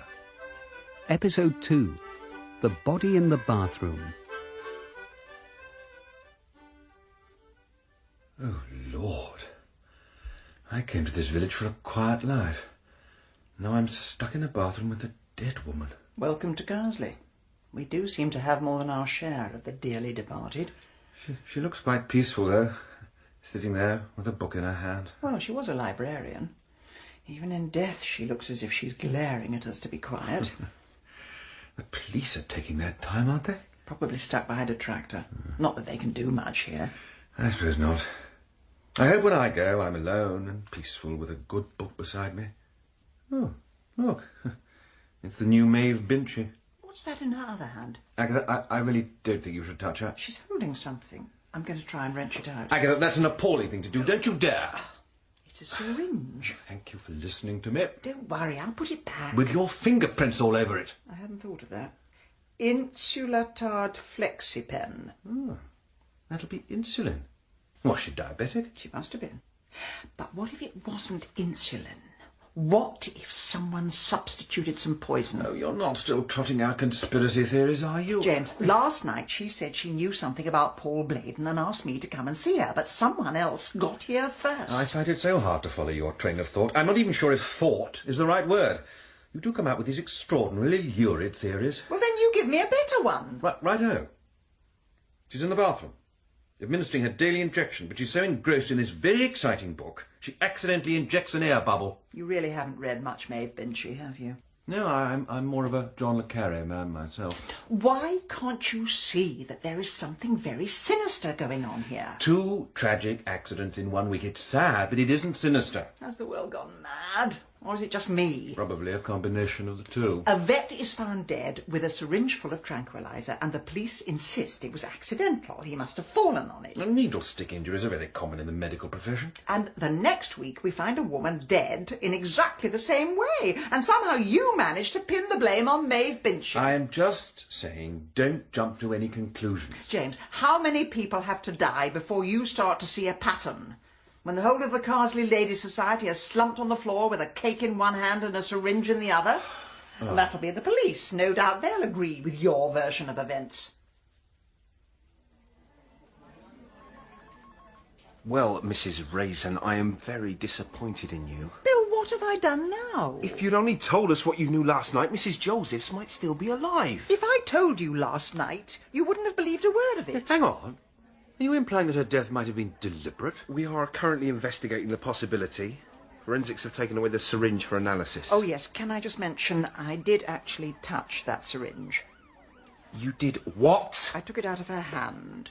But I did put it back. And may I just point out, I did everything in my power to dissuade her from this course of action. I said it was ill-advised, but she wouldn't listen. Shut up, James. Of all the interfering, bungling amateurs. It was a moment of panic. We'll have to take your fingerprints. And then I want the pair of you to go home, find yourself a hobby, and don't get into any more trouble. Message received. Loud and clear. Rest assured, as soon as we've left the station, I shall be straight back home, on with my book, and leave police business to the professionals. I do think Bill Wong's got a cheek. When I think of everything I've done for him... Agatha, will you remind me why I'm squelching my way through country lanes with a large black bin bag? You're looking for evidence. Now, we're not allowed to be nosy. But if we just happen to be two volunteers combing the hedgerows for litter... What on earth makes you think we're going to find any evidence? Do you never read detective novels? What is the first thing a murderer does immediately after the crime? I don't know. Twirls his moustache, retires to his opium den. He dumps the murder weapon. He can't risk being caught with it. So what exactly are we looking for? A blood-splattered knitting needle? Or has he left a signed photo with the words, "I did it, honestly"? I don't know. Pills, potions, anything that could be thrown from a car window. Oh, Agatha, we're both wasting our time. So far, we have no evidence at all of foul play. Then get down on your knees and find some. Oh, I do not get down on my knees for you or anybody else. And at this point, I really feel we should listen to Detective Constable Wong and go home before we're charged with obstructing police business. Typical. When I heard an ex-soldier had moved in next door, I thought at long last a man of action. Instead of which you turn out to be a pompous, pedantic, whinging, wittering, public school-educated waste of space. Right. That does it. I have never been so insulted in my entire life. You must have been, surely. Mrs. Raisin, I was not put on this earth to be your slave. I'm going home for a cup of tea and the Daily Telegraph crossword. Oh, someone does! Oh. Bastard buggeration. James, are you all right? What do you think? I've now fallen in a ditch. This is unlikely to go down as the happiest day of my life. Hold on, I'll pull you out. No, please don't you bother. I know what would happen. You would fall in. And the only thing worse than being stuck in a ditch is being stuck in a ditch with you. All right. I'll go and get my car and we'll go home. Agatha? James. This poison you were looking for. Do you think it could be found in a small brown bottle with the word Immobilon on the label? Let me have a look. Just by my feet. James, you are a genius. If you weren't covered in mud, I'd climb down there and kiss you. Yes, well, I am, so please don't. Whatever you do, don't touch the bottle. No, of course not. That would be the action of a headstrong idiot. I'm just going to phone Bill Wong. I know he said not to interfere, but I think he'll change his mind when he sees this. Right. That's it. I just pulled myself out. Oh, dear. I can't seem to get a signal. Well, I'm not surprised. Did you read the local paper? Only if I'm in it. Why? What did I miss? Well, they're going to build a mast here, but the village has organised a petition to stop them spoiling an area of natural beauty. Honestly, some people are so selfish. Well, I'll go to the Red Lion. I'm sure they've got a payphone. Right. I'll see you at home later. No, James, you have to stay here and guard the evidence. I beg your pardon? Why should that be my job? You used to be a soldier. Pretend you're on sentry duty. But look at the clouds. I'm going to get wet. You're already wet. I'll be back soon with the police. Mrs. Raisin, I've other things to do. My book on the Peninsular War won't write itself. I've got so many things to worry about. The death of Napoleon, See just Saragossa?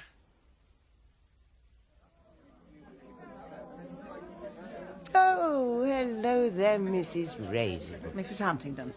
We've just heard the news about dear Mrs. Josephs. Oh, poor thing.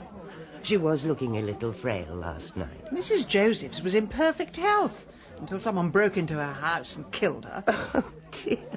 You're not still acting out your little Miss Marple fantasies, For your information, I have just found the poison the killer used. No. Yes. Now, where's the payphone? Oh, it's just at the end of the bar, but someone's using it. Oh, get a move on. You can't be serious, then. How do you know it's poison you found? We don't at the moment. That's why we need the police to confirm it. Who's we? Myself and James Lacey. Oh, are you still trying for that little flirtation with him? It's so nice when someone has a fling later on in life. Yes. Although with your alcohol consumption, I doubt you'll live long enough for many more. Touché. In any case, James and I are next-door neighbours, nothing more. Well, I don't blame you. When I first met him, I thought, ooh, a colonel. How exciting. How does that song go? There's something about a soldier. Well, I looked everywhere for it, but I couldn't find it. Well, James has been a bachelor so long, he's not going to throw himself at just anybody. Anyway, I've got bigger fish to fry than James Lacey. I've bumped into an old flame, and we're giving things a second chance. Much as I would love to discuss your emotional ups and downs, the phone is now free, and I have a life. You're wasting your time with him. All he cares about is that wretched book. I mean, I've been with married men before, but not one who was married to Napoleon. Hello, Bill. It's Agatha. We've got something for you.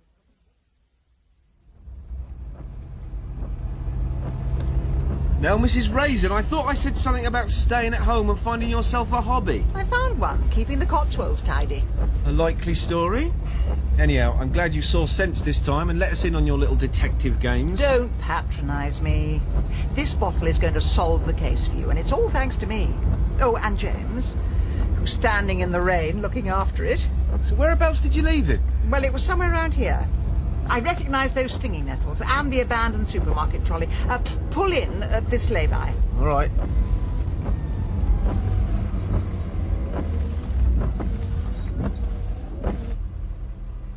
I'm sure it was here. It must have been. What's that sticking out of the roadside? Where? Down there. Little flag or something. Oh, I don't know. Let's go and have a look.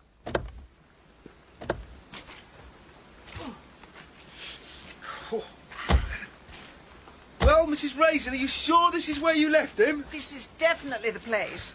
It looks like he got fed up of waiting. He's tied his handkerchief here to mark the spot. Give me that handkerchief. I shall use it to throttle him. Anyway, the bottle's just down there. Whereabouts? In the ditch. And try not to fall in. All right, I can see it. And? That little bottle is what is commonly known as Newcastle Brown Ale. But it was a medicine bottle. I saw it with my own eyes. Well, maybe it's time you got down to the opticians. Don't worry, Mrs. Raisin. It's an easy enough mistake to make.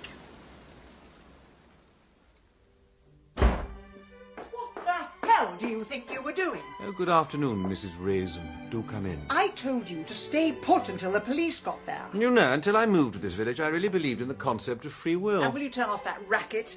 That so-called racket is the greatest composer who ever lived. Oh, thank you so much for turning off my stereo. I find it so hard to manage those little buttons. And by all means, do have a seat. Oh, do you mind if I smoke? You can do anything you like if it shortens your life expectancy. Our one chance of proving it was murder. And you not only abandon the evidence, you leave a helpful little sign so the killer can come back and dispose of it properly. I had no intention of freezing to death just so you could prove your crackpot theory. And do you mind not flicking ash on my aspidistra? Oh, sod your aspidistra. When we found your carefully knotted handkerchief, the bottle of poison was not only gone, it had been replaced by a bottle of beer. Oh. Precisely. Oh. So, whoever did that must have guessed that we were on their tail. The sheer brilliance of the military mind never ceases to amaze me. Now, let's go through the facts. First, Paul Bladen is killed. Well, that's debatable. Then Mrs. Joseph says she knows his secret, and by the next day she's dead too. Do you have a black sweater? If there's one thing I love, it's a non sequitur. And you'll need black shoes, black trousers, and if possible, a balaclava. Whatever for? We're going to break into Paul Bladen's house.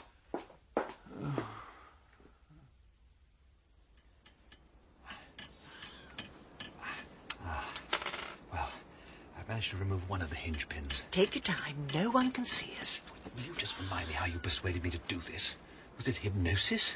Did you slip a capsule or something into my gin and tonic? James, you're doing this because deep down you know it's the right thing to do. So breaking into someone's house is an act of moral virtue, is it? I obviously wasn't paying attention in my religious education classes. Right. That's it.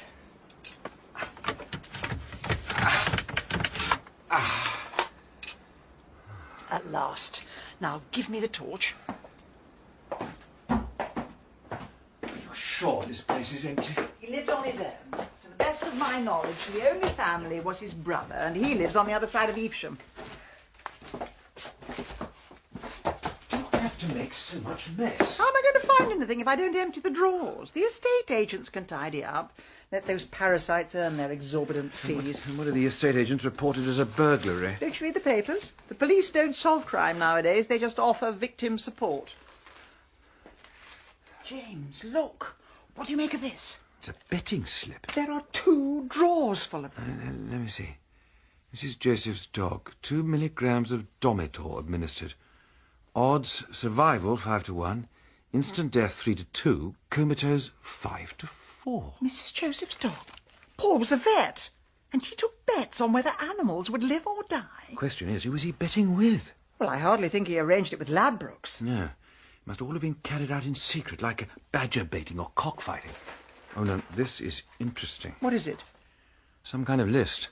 Miss Sims, £500. Frida Huntingdon, £5,000. Agatha Raisin? ? Oh, dear. When I spent an evening with Paul, he told me he wanted to set up a veterinary hospital. You spent an evening with him? It's a free country. Yes, fine, yes. Why ever not, yes. And at the end of the evening, he asked for a donation. A donation? What sort of an evening was it? A donation for his veterinary hospital. Not that there was ever going to be a hospital. I imagine not. It looks as though he needed every penny for his gambling debts. The strange thing is, I went home early that evening. He wanted me to stay for a nightcap, but I changed my mind. But I phoned to thank him for the meal, and a woman answered, said she was his wife. You didn't mention a wife. I thought you said his brother was the only relative. Oh, he wasn't married. But I have a fairly shrewd idea it was your friend, Frida Huntingdon. So you slipped out into the night and he phoned Frida. She was prepared to drop everything for him. That's one way of putting it. But the one thing that doesn't make sense to me... Yes? If he was trying to con money out of people, why on earth would he kill their pets? Well, a single woman with a cat, she loses her pet, becomes very vulnerable. And it's so much easier for Paul to move in and be sympathetic. And then maybe the best way to pay tribute to that much-loved animal is just a small donation to my hospital. Oh, that reminds me. Chivers hasn't been fed. We'd best get back. Just one thing, though. If he conned money out of all these people, why did they call him a miracle worker? It was only Mrs. Joseph who turned against him. Oh, that's easy. You like opera, don't you? Oh, well, I like the old stuff, but I do draw the line at Benjamin Britten. I mean, all those sailors and fishermen and fairies in the wood. Yes, all right. Anyway, if you went to see Aida, and it was all done in modern dress and set on a building site in Wolverhampton, what would you tell people afterwards? I'd say the English National Opera has a lot to answer for. Yes, but you've just paid £100 for a load of rubbish, and that makes you an idiot. So you might say it was innovative, challenging, ahead of its time. Anything but admit you were robbed. So all these women were waxing lyrical about the vet. Because he screwed them for every penny they had, right. Let's get back before my cat starts eating the wallpaper. Oh, dear. Well, I'm too old for this. If God had meant us to be out this late, he wouldn't have invented Horlicks. Will you stop whinging and learn to live a little?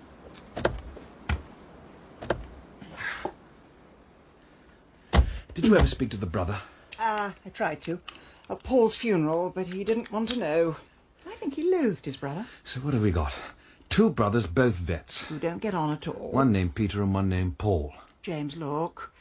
There's a policeman down there. Where? At the other end of the lane. I think he's coming towards us. What on earth is he going to think? It's 2 o'clock in the morning. Pretend we're lovers. What? What else would we be doing in a country lane in the middle of the night? Badger watching. Do I really look the type? No, fair point. Yes. Put your arms round me. Look, is this absolutely essential? Do you want to spend the night in a police cell? No, right. Where do I put my arms? Up here? A little bit lower. Good Lord. Kiss me. No, I really do think that's quite unnecessary. Sorry. Kiss me again. Well, I suppose if it does add to the overall verisimilitude, then I may as well... Well... Just keep in this position. Don't move. Stay very, very close. Agatha, please, can you stick to the passenger seat or you'll set off the... horn. Quiet. He's looking in. Oh, dear. He's gone. Thank goodness for that. You don't need to sound quite so relieved. Right. Well, if the coast is clear, home, James, and don't spare the horses. Well, I think you did that rather well for a beginner. Mrs. Raisin, there are some things in life one doesn't wish to be given marks out of 10 for. Pity. I would have put you down for at least 7.5. Do you know, when that policeman went past, I was almost inclined to give myself up and get arrested. At least that sort of thing wouldn't happen to me in prison. You really have led a sheltered life, James, haven't you? Chivers! Mommy's home! Where are you? There's no need to sulk. I haven't exactly had a fun-packed evening either. Chivers, come on! Where are you? Chivers? Come on. Chivers? Chivers, please! Let me pour you some more tea, Mrs. Raisin. What makes you quite so sure she was abducted? Because Chivers can't open doors. I'm sorry to take it out on you, Mrs. Bloxby, but it's all been such a shock. Oh, don't worry, my dear. There's quite a search party out looking for her. Mrs. Mason, Mrs. Harvey from the village shop. Oh, and I even saw James Lacey on his knees with a tin of tuna fish, which was quite a sight, I can tell you. Before I got Chivers, I didn't know you could worry so much about another creature. Now, I wish I could go back to being selfish. Oh, you don't mean that. Now, I knew you wouldn't be in the mood for eating much, but I have brought along a very nice pineapple upside-down cake. Thanks, Mrs. Bloxby. I'll have a cigarette, if you don't mind. Oh, well, if it helps you relax. Oh. I seem to be the last smoker left on this planet. One day they're going to round me up and shoot me for it. So until then, I've just got to cram in as many as I can manage. You know, Mrs. Raisin, at times like this, I'm really glad I live in a village. I mean, everyone's turned out to help. I've got the whole of the Carsley Ladies' Society combing people's gardens. Oh, all except Frida Huntington. Well, she's never liked my cat or me, come to think of it. Oh, no, she's far too busy with her new gentleman friend. I think she said they were going into Evesham. Do you know who this old flame is? Oh, it's Mr. Bladen. Don't you know? Paul Bladen is dead. No, the other one, the brother, Peter. Apparently they had a relationship some years ago, but Frida broke it off. Then they met again at the funeral, and although it seems a strange place to find romance, somehow the flame was rekindled. Mrs. Bloxby, do you mind? I have to go somewhere. Oh, is something the matter? I think I know where my cat is.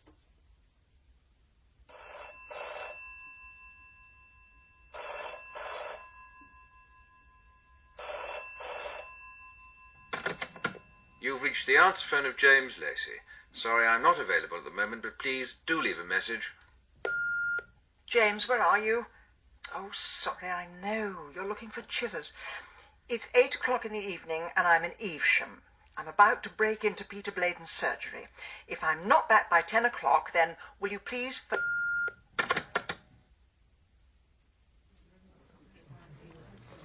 Well, Frida, how's your foie gras? Delectable. Oh, Peter, I'm so glad to be back with you. You're on the side of the angels.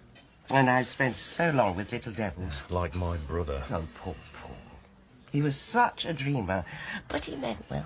That's one way of looking at it. Did you know I put £5,000 in a fund for his veterinary hospital? You and God knows how many others. He was like a black hole. People kept giving him money, but he still died in debt. Is there any way I could get it back, do you think? We'll see. When the sale of the house comes through and I've paid off his debts. Thanks. Do you know there are still people in the village believe he was murdered? It's villages for you. In a city, your next-door neighbour could be a serial killer and you'd turn a blind eye, wouldn't want to get involved. You'd be lucky if you knew your neighbour's name. Yeah, that's right. But in a village, someone dies and everyone's gossiping. It's got to be murder. Yes. Though it didn't help Mrs. Joseph's going so soon afterwards. I told you Mrs. Raisin was convinced she'd found poison in the woods. Yes. Hopefully she'll be too busy looking for a cat to do any more snooping. More wine. Peter. Yeah? How did you know about Agatha's cat? I saw the search party on my way here. I thought you came here straight from work. Please, don't give me the third degree. It's been a rough few days and I just wanted a nice, quiet evening. I'm sorry. Now, if you don't mind, I've got a few things to check at my surgery and I really need an early knock. Peter, no, don't go, please.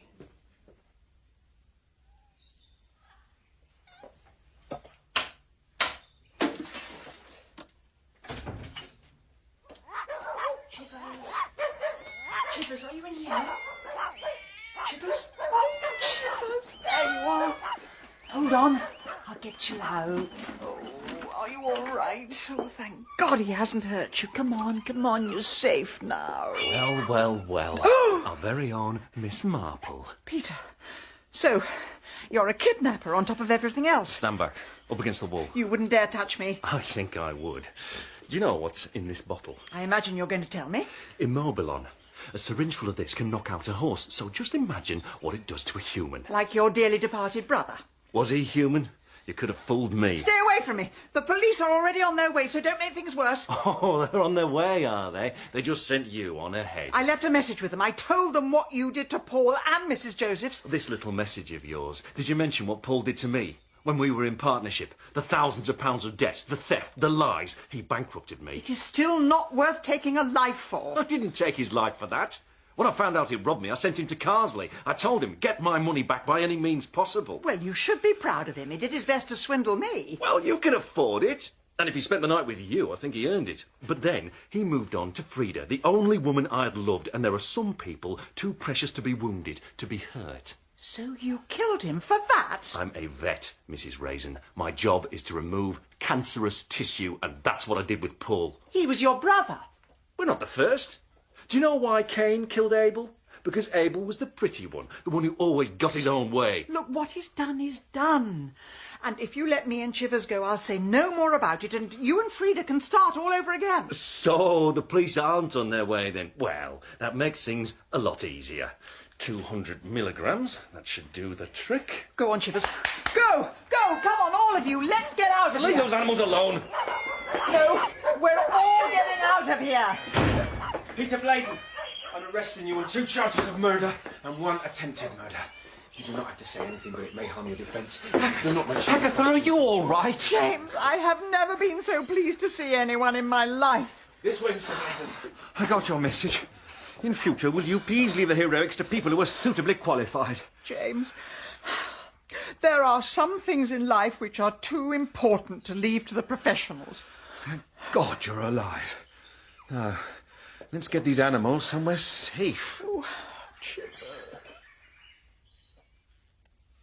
and so D.C. Wong took Mr. Bladen into custody, and I got Chivers back, safe and sound. Oh, Mrs. Raisin, thank you so much. What an amazing story. Well, ladies, unfortunately, we've had to postpone Mrs. Mason's Turkish belly dancing yet again. But don't worry, Mrs. Mason, I'm sure we'll get round to you next week. Oh, and may I just thank everyone for the search party. Peter Bladen didn't stand a chance against the women of Carsley. Oh, don't mention it, Mrs. Raisin. It's always nice to have a poke about in other people's gardens. Hey, thank you, Mrs. Mason.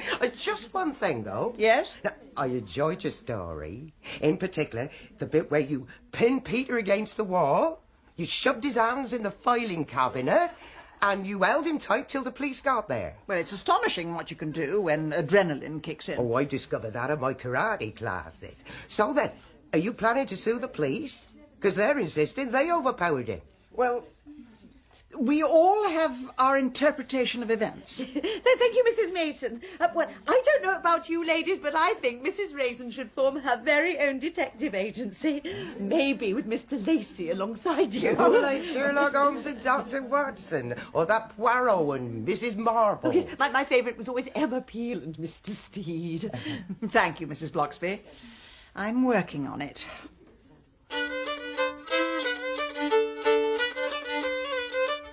In Agatha Raisin, Penelope Keith starred as Agatha, and Malcolm Sinclair was James. Mrs. Bloxby was played by Liza Sadovy, and D.C. Wong by Ben Crow, with Ewan Bailey as Peter Bladen, and Gilly Mears as Frida. Agatha Raisin was dramatised by David Semple from the novel by M.C. Beaton, and the producer was Carol Smith.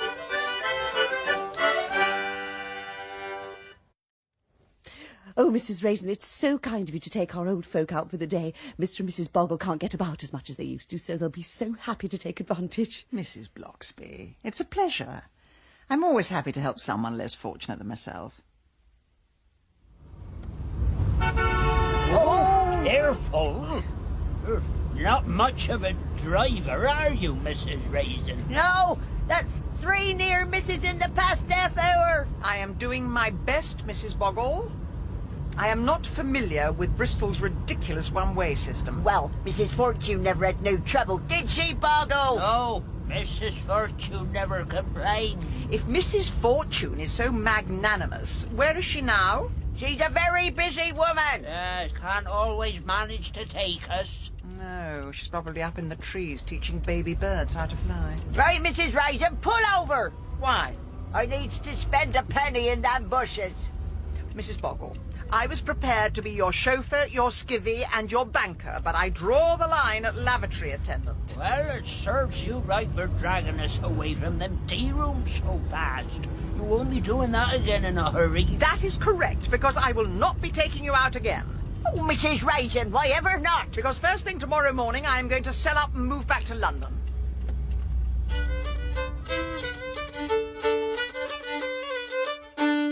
Agatha Raisin by M.C. Beaton. Dramatised for radio by David Semple. Starring Penelope Keith as Agatha. Episode 3. The Potted Gardener.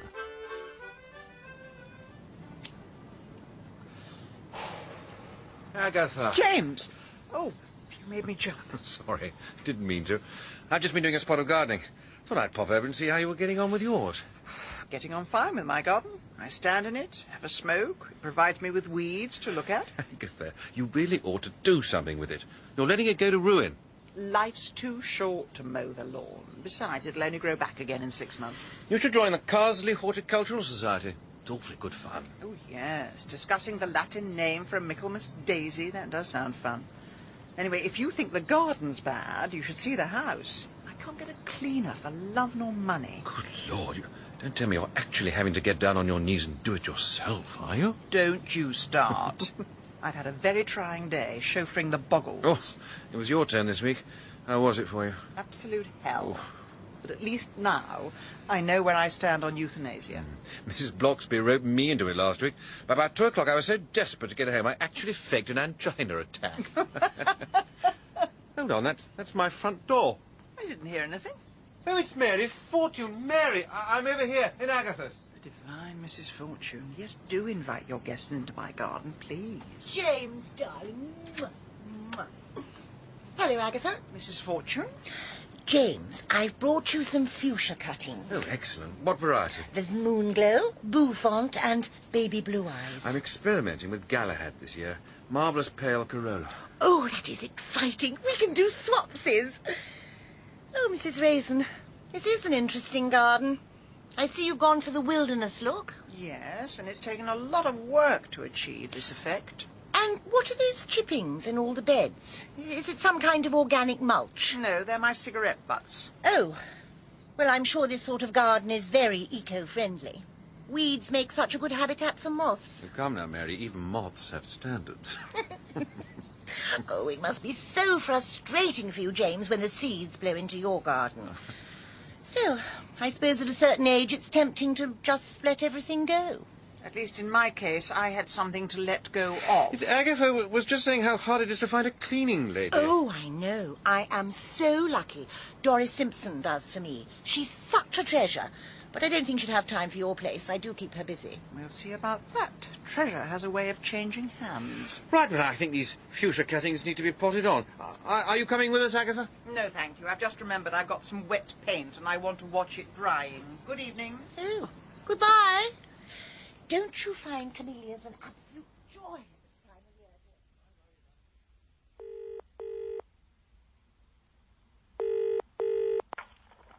Hello? Doris Simpson? Yes, that's right. Good evening. My name is Agatha Raisin. Now, I understand you do cleaning. Well, I do, but I don't see as how I could manage any more, and that's a fact. Mondays is Mrs. Chumley, Tuesdays Mrs. Barr, Wednesdays Mrs. Fortune, Thursdays... How much does she pay you? Who, Mrs. Fortune? Yes, just out of interest. £3 an hour. That's slave labour. Come to me and I'll give you 5. Well, I don't know if I can. And sick pay. Well, that's very generous. And 7 weeks holiday. Well, I don't think Mrs. Fortune would be too happy. No, I don't suppose she will be.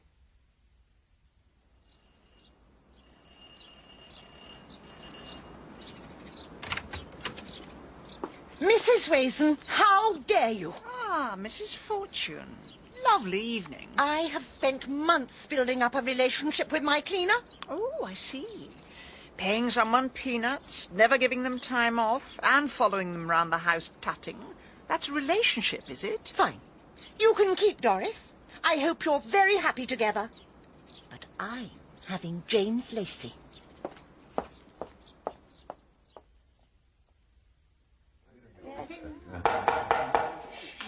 Well, everybody, thank you for coming. This is an all-time record for the Carsley Horticultural Society.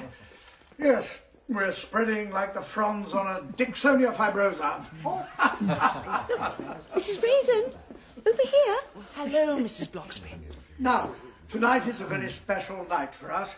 Mrs. Fortune will present an illustrated lecture entitled The Gardens of California. And to celebrate the occasion, Mrs. Bloxby has baked some Californian-style chocolate chip cookies. Yes, they're just on the table. Do help yourself. Now, I have to set up the slide projector, so do feel free to stretch your legs for a few minutes.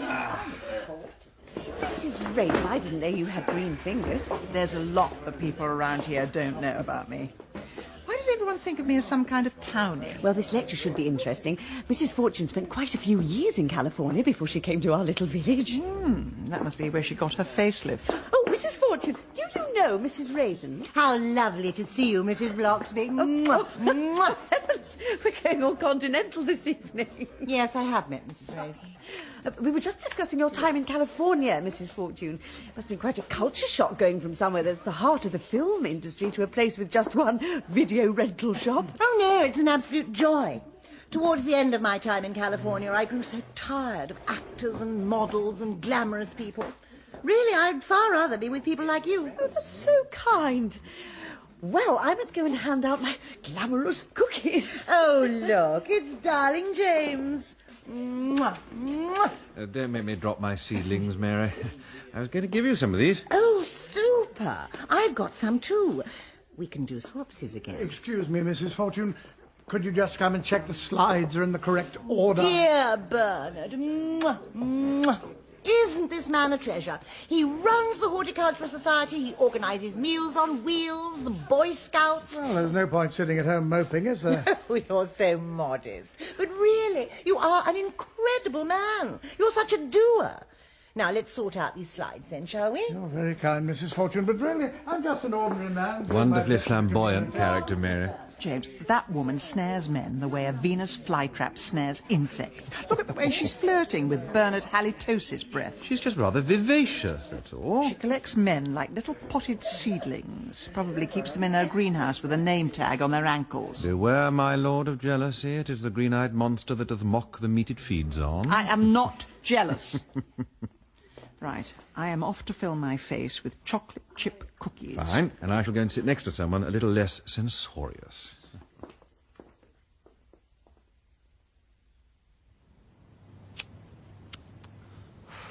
Chivers, please. That is a puddle, not a drinking fountain. Agatha! James, I thought you'd be over at Mary's, examining her seedlings, doing some swapsies, going to the shopsies, eating pork chopsies. There's no need to take that turn. I thought, now that you're taking an interest in gardening, I could come round and give you some tips. Oh, I see. Unwanted horticultural advice. What are you, a Jehovah's gardener? Now, look, your soil is absolutely sodden. It hasn't seen a hoe since the relief of Mafeking. As recently as that? But with a bit of vigorous digging...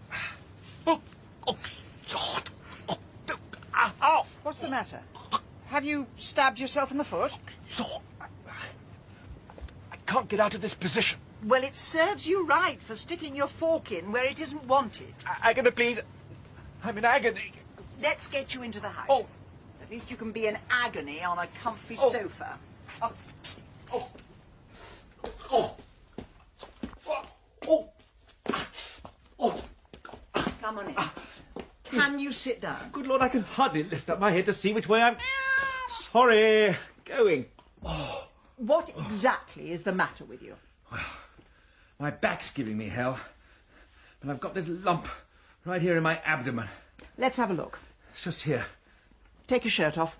Agatha, I don't think that's really necessary. Well, you don't expect me to examine it by braille, do you?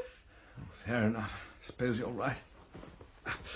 Take it right off. Oh, very well. Look. Here it is. It's the size of a golf ball. Do you think it could be a hernia? That's possible. I'm assuming you didn't get peckish on a golf course. Can I have my shirt back, please? Oh, hold on. I'll just get that. Oh, Agatha, Aggie, it's me. Surprise, surprise. Roy, what are you doing here? Well, there's no need to sound quite so underwhelmed. Oh, hello. Good evening.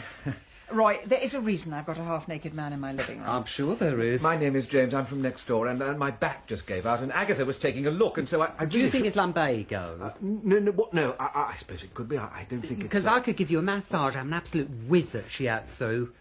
No, thank you. I really must get back to my cottage, house, and... James, let me come with you. No, I think I can manage 45 yards. Ooh. I'll pop round later. There you go. Oh, here's your shirt. Thanks. Roy, why didn't you phone to say you were coming? Because someone's been leaving her phone off the hook. Oh, yes. I've been getting abusive phone calls. I kidnapped someone's cleaning lady. It's a long story. Well, it's not as long as the tale of woe that I'm about to tell. Oh, dear. Shall I pour some gin and we can drown our sorrows? Oh, sweetie, there isn't enough gin in the world.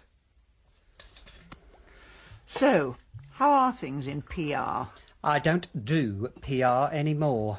Your Mr. Pedman has given me the old heave-ho. No.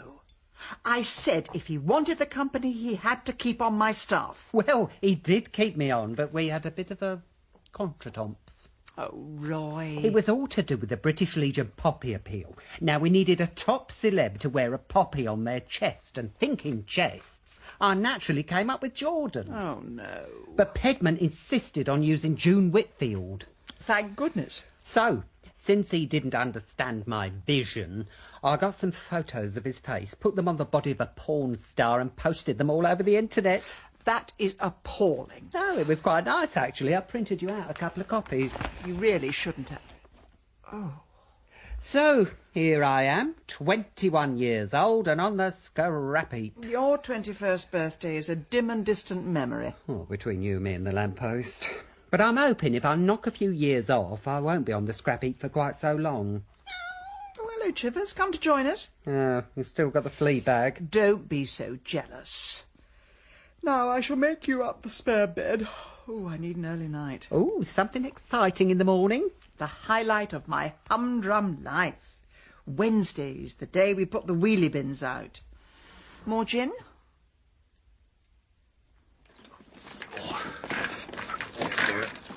Oh, morning, Agatha. James, how are you? Well, I've been to the doctor and, it's not good.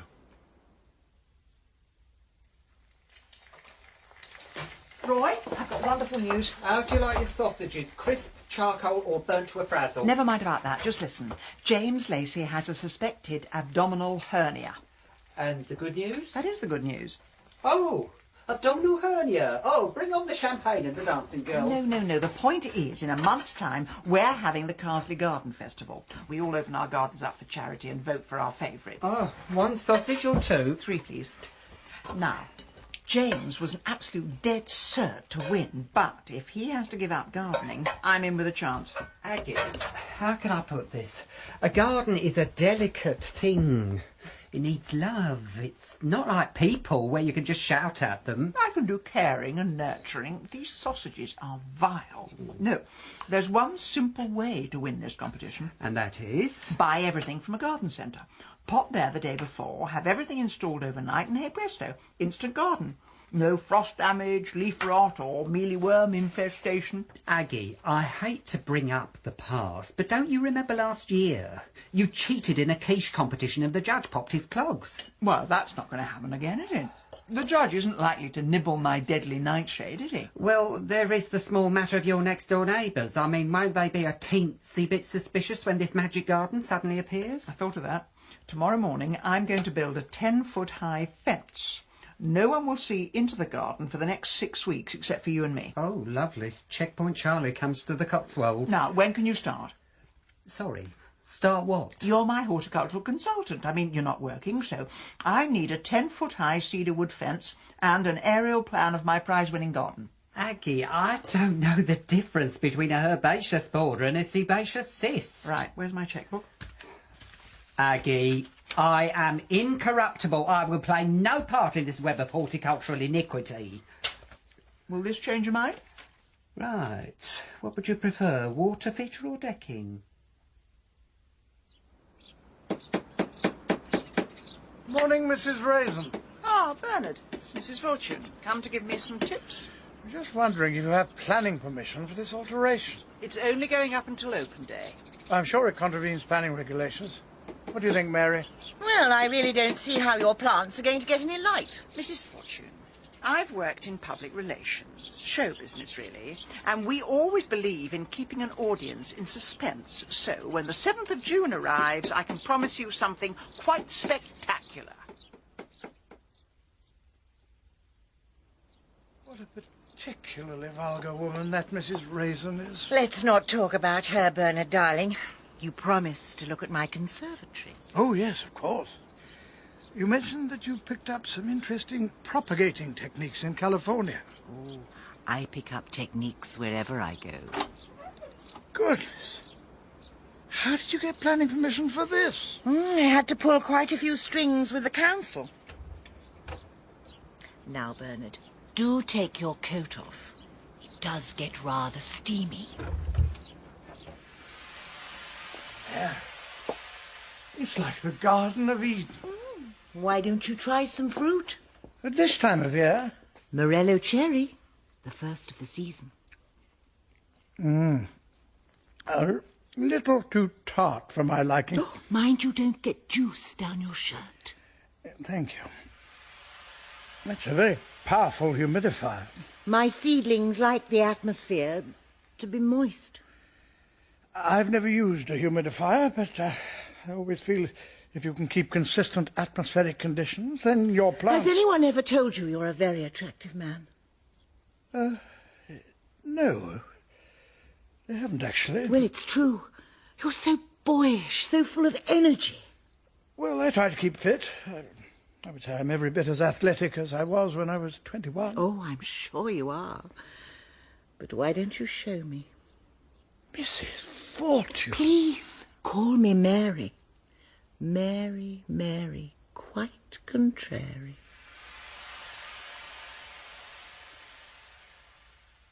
And you join us today on Gardener's Question Time from the potting shed here in Sparsholt. We've got the... Mrs. Bloxley. Oh, Mrs. Raisin, may I come in? Of course. Oh, thank you. You look as if you've seen a ghost. I've seen something much worse. Goodness. I would offer you a cigarette, but I know you're far too clean living. Oh, that's all right. I just need to get my breath back. Take your time. Now, sit down. Tell me what happened. Well, I was taking an early morning walk round the village today, and I saw Mr. and Mrs. Boggle leaning on their garden gate. They didn't ask for a day trip, did they? No. They were very upset. Someone had been into their garden in the night, taken their garden gnomes and chopped their heads off. Well, they do live very close to the Red Lion, and it can get a bit rough on a Friday night. Yes, that was my first thought, but then I just popped into James Lacey. James? Yes. He's got some beautiful white roses. He really thought they were prize winners. But someone went into his garden last night and spray painted them black. Well, perhaps it's a practical joke. If it is, it's a very cruel one.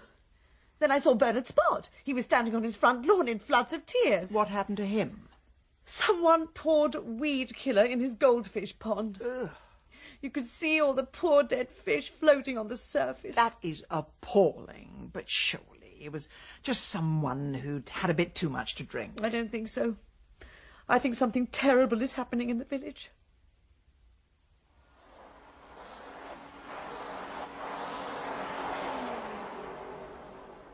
Right, Mrs. Raisin, I've hoovered your carpets and I've dusted all of downstairs. Doris, you are worth your weight in gold.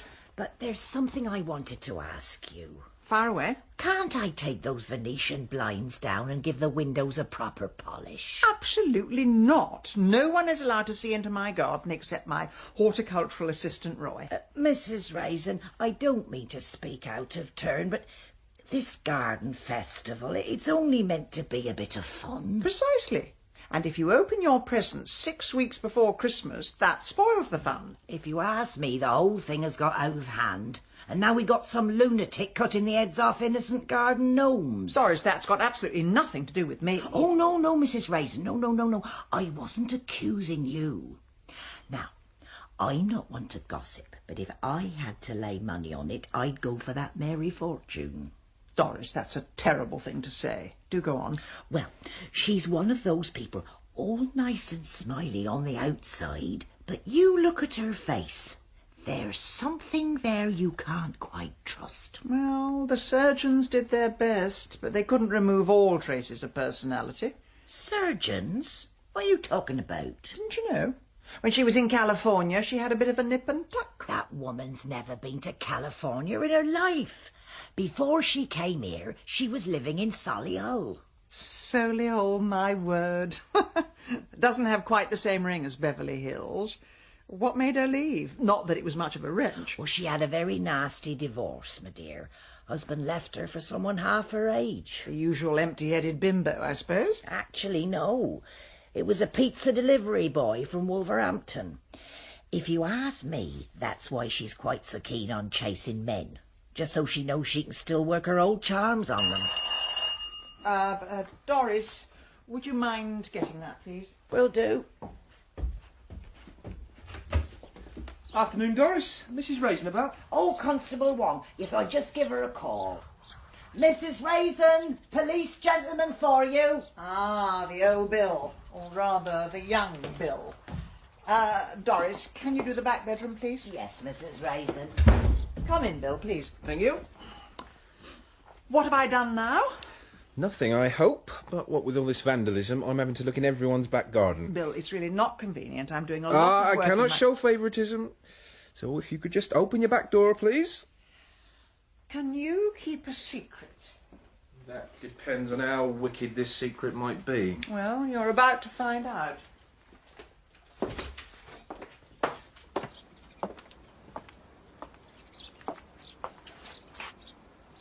Oh, blow me. Someone's stolen your garden. I've been doing a bit of digging. Chivers, get out of the mud. There's nothing left. It's like the craters of the moon. Well, it isn't finished yet. I should hope not. You won't win any prizes with this.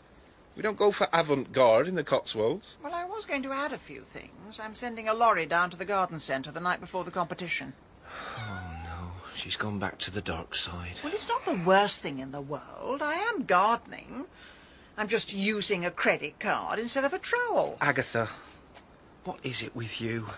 Just when you seem to be settling in, just when you seem to be part of the scenery, you have to pull off a stunt like this to get one over on people. Bill, I try to do things properly. I bake little cakes. I take old people for rides in the countryside. But something in me just needs to win things. Oh, well, at least I can tell the boss you haven't got the Buggles gnomes. In this great big pit, there's no way you could hide them.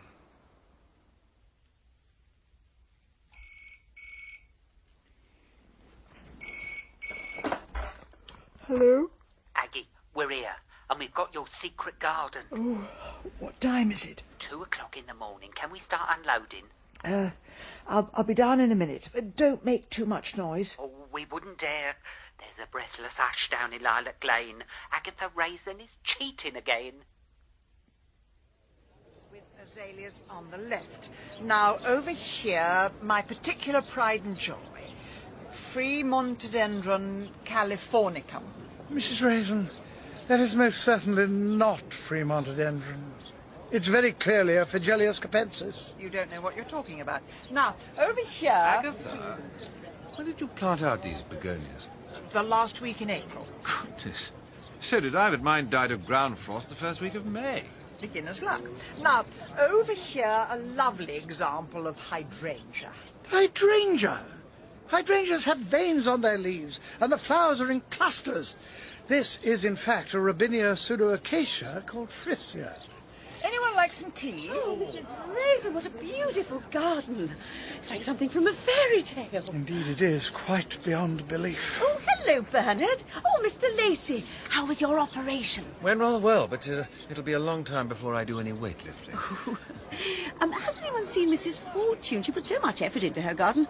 I thought she'd be doing the rounds. Haven't seen her for weeks. Well, let's pop round, shall we, Bernard? Thank you for rescuing me, Mrs. Bloxby. Well, I was coming up the garden path, and Mr. Spot did seem to be going for your jugular somewhat. Well, he's noticed quite a lot of this garden didn't actually grow here. Old habits die hard, Mrs. Raisin. I'm off to Mary's now. Congratulate her on winning first prize.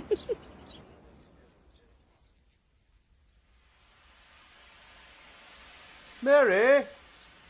Mary? Mr. Lacey, I really feel we should come back later. This is somebody else's property. Bernard, look around. Someone's been here before us. How'd you come to that conclusion? For God's sake, look. These plants look as though they've been hacked up with a machete. Well, I won't win any prizes for topiary, but I really feel it's none of our business. Here she comes now. Oh, Mary. Oh.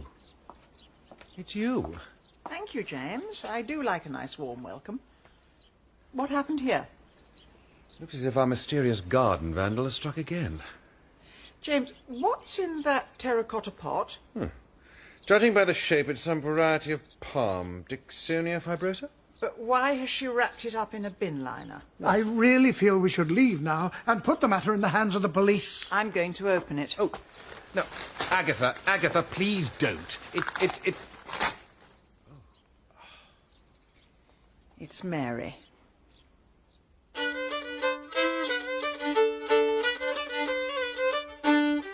In Agatha Raisin, Penelope Keith starred as Agatha, and Malcolm Sinclair was James.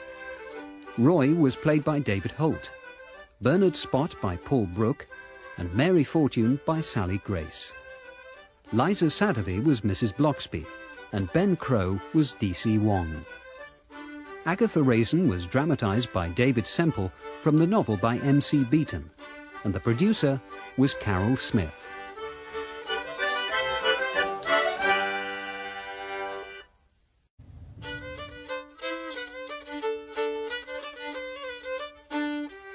Agatha Raisin by M.C. Beaton.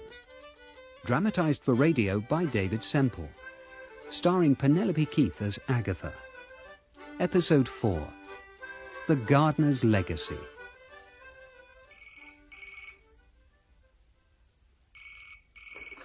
Hello? Hi, Aggie.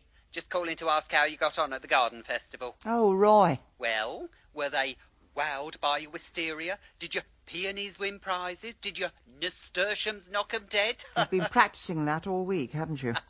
It's a gift. Well, the garden festival didn't go exactly as planned. Do you remember Mary Fortune, the woman with the Gucci shoes and the matching facelift? Oh, yes, I remember her. She reminded me of the Scream by Edvard Munch. She's dead. No. James and I found the body. Whoever killed her wrapped her up in a bin liner, buried her head in a terracotta pot and tied her ankles to a hanging basket. That's awful. Anyway, how did you do in the competition? Roy, did you hear what I just said? A woman was killed. Whether I won any prizes or not isn't really relevant. You came second, then? Thanks to you, I was disqualified. Oh, Aggie, what happened? Did they see the van from the garden centre? Those little labels you put on, Fremontodendron rhubarbia or whatever, they were all attached to the wrong plants. Now, that's not my fault. I told Gary to put them on from left to right. It was all written on a piece of paper. Well, it doesn't matter anymore, does it? Are you still coming up this weekend? Well, I'm not sure. Every time I visit, someone seems to drop down dead. Yes, well, it's a small village. It's not likely to happen every week. Fair enough. Well, in that case, I shall be round on Friday with a chocolate fudge cake and a bottle of Bombay Sapphire. Well, I've got to go now. I'm seeing the police this morning. Oh, dear.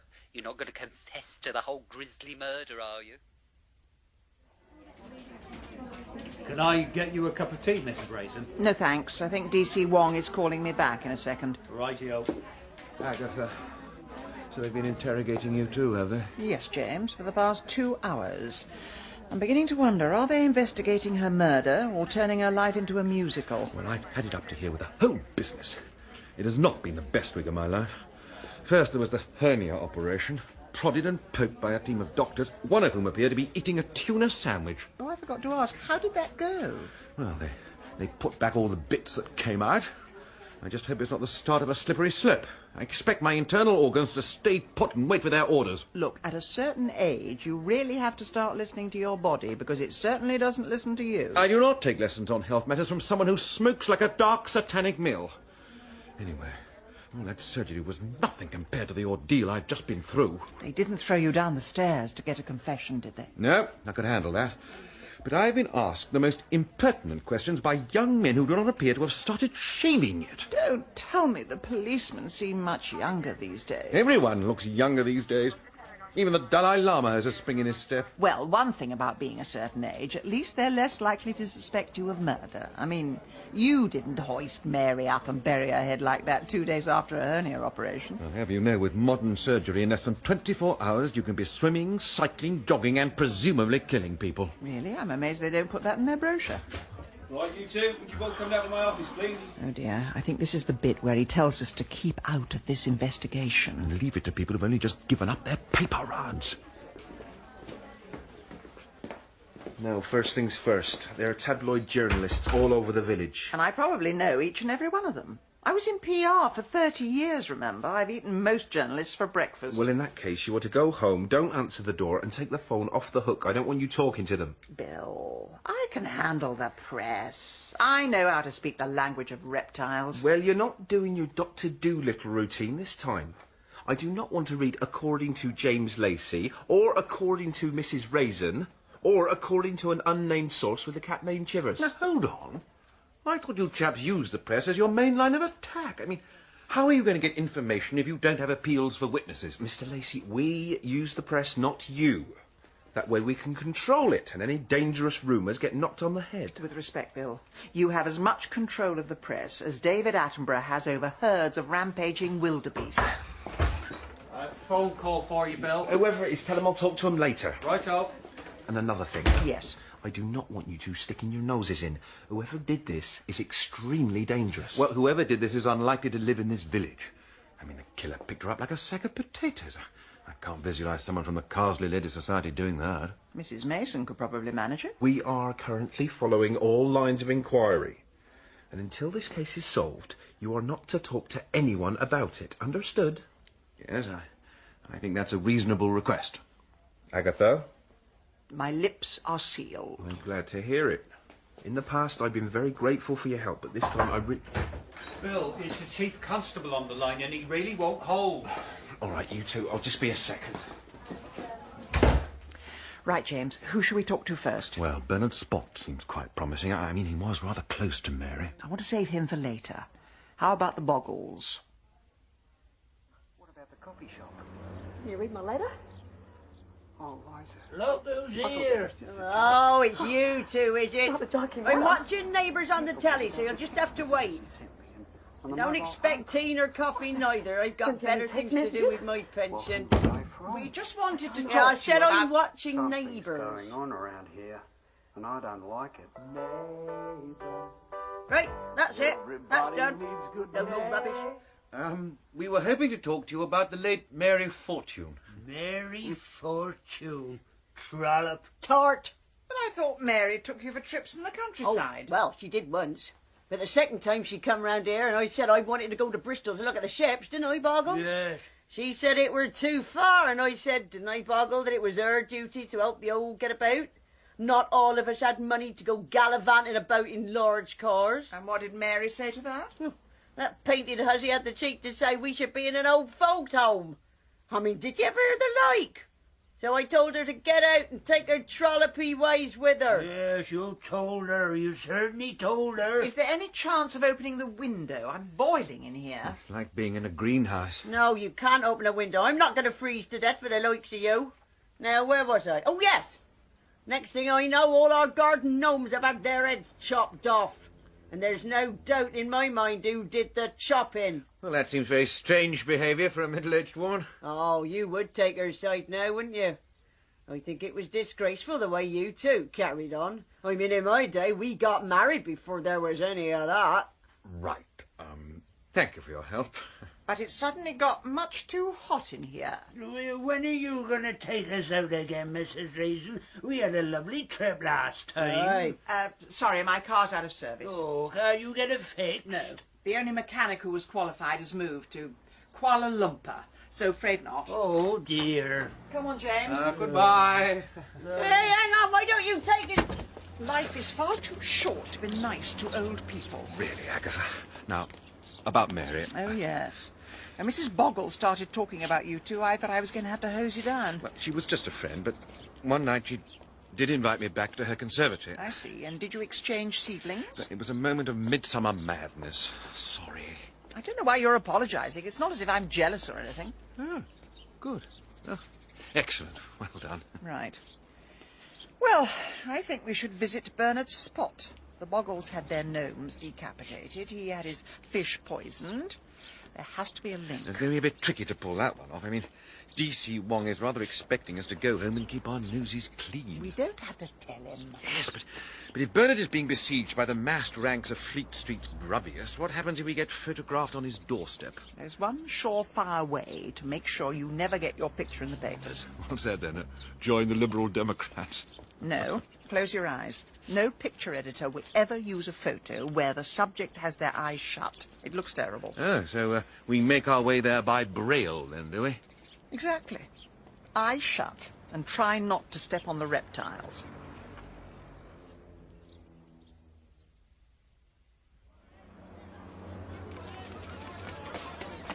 Excuse me, are you any relation to Mr. Sparks? No comment. Ow! Oh, terribly sorry. Was that your foot? Have you got the sun in your eyes, mate? I refer you to the answer my colleague gave earlier. Or are you just scared of looking at the village of death? No, that's really unfair. It's not at all like that. If you lived here... Don't rise to the bait. He just wants a photo of you looking angry. Sorry. No comment, old chap. Come in, Mrs. Raisin. Mr. Lacey. The rest of you can bugger off. Oh. How long will these siege conditions continue? Another couple of weeks, I'm afraid. This week the tabloids will write about the village of death. Next week all the posh papers will say how appalling the tabloids have been, and then they'll quote every salacious detail. Makes me ashamed to be British. And the police are no better. How will they ever find Mary's killer? They don't even know who killed my goldfish. Bernard, I know this is going to sound strange, but there is a theory going round that Mary was responsible for the garden vandalism. Mary? Mary Fortune? It's inconceivable. Well, why not? Mrs. Raisin, Mary was a wonderful, generous human being. And when I think of all that beauty extinguished in one barbaric act... Well, that may be the male point of view. Some people see her as a manipulative floozy who slept with anything in trousers. Get out. What? Get out of my house. I was just making conversation. Well, may I suggest you offer your crackpot theories to the police? Well, I thought you said the police were no use. I'm prepared to be interviewed by the police. I consider it one of the more unpleasant duties of being a British subject. When it comes to the likes of you two, it seems like vulgar curiosity. Oh, Bernard, we're not doing this for ourselves. We're doing it for Mary. Do you mind? I have a Boy Scouts jamboree to organise. Kindly leave me to get ready. Well, what do you expect from a geriatric scoutmaster? Agatha, have you ever considered a career as an international diplomat? With your skills as a peacemaker, the world will be plunged into Armageddon within seconds. Eyes closed, James. Don't let the reptiles see you. I mean, how did you work in PR so long without anybody hitting you? Usually I hit them first. Come on, you two. A joke's a joke. How about a nice picture? Oh, hey! Oh, dear. Was that your camera? I do hope it wasn't too expensive.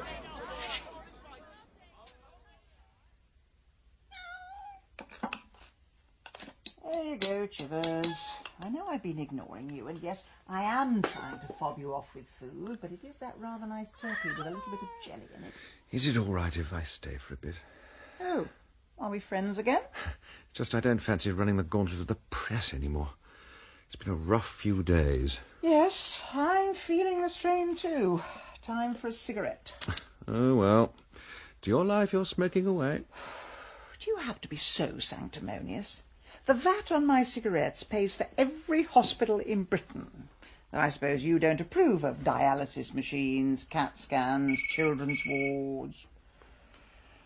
Oh, don't answer it, James. That'll be a tabloid newspaper wanting us to pose with a terracotta pot and a length of rope. Oh, yes, some dreadful rag. Oh, probably the Guardian. You've reached the answer phone of Agatha Raisin. Please leave a message. Oh, a message for Mrs. Raisin. This is Mr. Wilmot here from Hello? Hello, Chivers. Yes, it is. You're a clever old cat, aren't you? Oh, yes. Who do you think murdered Mary Fortune? Well, what's that got to do with me? Was it strange old Bernard? Did she really? Nasty Mr. Boggle? Well, when can I come round? His evil wife? Right, I'll be there this afternoon. Or none of the above? I'll see you later. Bye. Who was that, then? Wrong number. That was Mary's solicitors. Apparently she's left me something in her will. Oh, you too? What? She left me something as well. I got the message this morning. Really? And when were you going to tell me? Well, to be honest, I found it a little difficult. I wasn't sure if you'd be jealous. Jealous? Me? Yes, you. I am old enough and ugly enough to accept that Mary had a thing for you. After all, you are her type. What does that mean? You wear trousers and you got a pulse. Oh, I see. So that's why women queue up outside my door with homemade cakes. That's why I can't get my book written because of constant interruptions from the Carsley Ladies' Society. It's because I have a pulse, is it? Well, it gives you the edge over most of their husbands.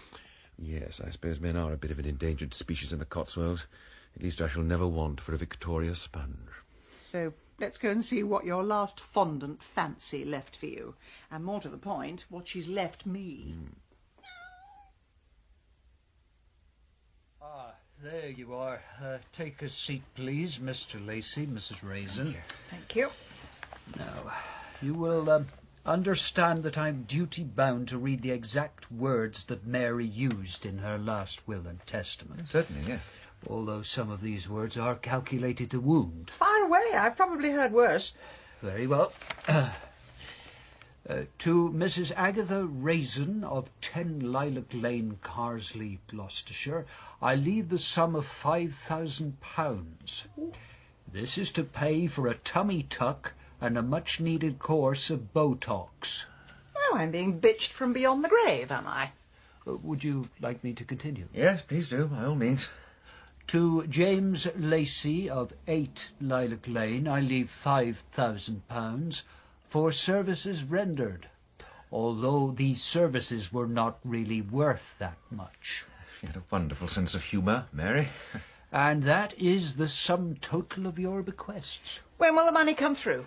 Well, it is, of course, subject to a police investigation, but dependent on the outcome, I should be able to extract the grant of probate and convert your legacies within this fiscal cycle.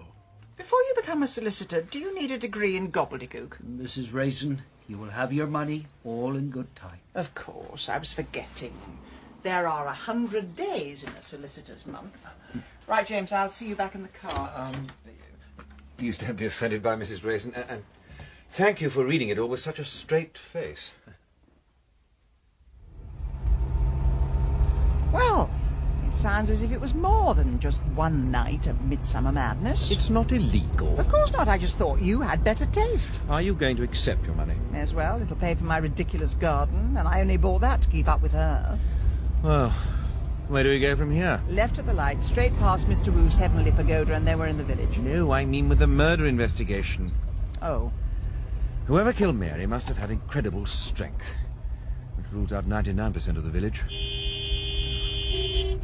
We really aren't getting anywhere, are we? Well, do you have any bright ideas? No, I mean the traffic. We're gridlocked. Oh, yes, it's the Boy Scouts Jamboree. You remember, Bernard Spot's little extravaganza. So what's all that scaffolding on the village green? Let's get out and have a look. Come on, boys. Hoist yourselves up. Just your forearms. Don't use your whole body. Just the forearm. Do you know, I really feel short should be illegal for anyone over 50. Well, he's managed to shake the press off. The press wouldn't want to come here. They don't want happy pictures of people getting on with their lives. They want empty streets, tearful faces, the village of death. As opposed to our very strange rural customs. Yes, what exactly are they doing on that haystack? It's some kind of mountain rescue display. They're picking each other up with ropes and pulleys. Very useful. Once they've learned to do that, they can break into upstairs windows. Oh, don't be such a killjoy. It's amazing how much weight one Boy Scout can carry. What did Archimedes say? If I had a big enough lever, I could lift the world. Or, if I had a rope and pulley system, I could pick up a heavy corpse. Well done, boys. Thank you, ladies and gentlemen. The next display will be at 5 o'clock sharp. Should we go to the police? Not yet. Let's pop round to Bernard's garden.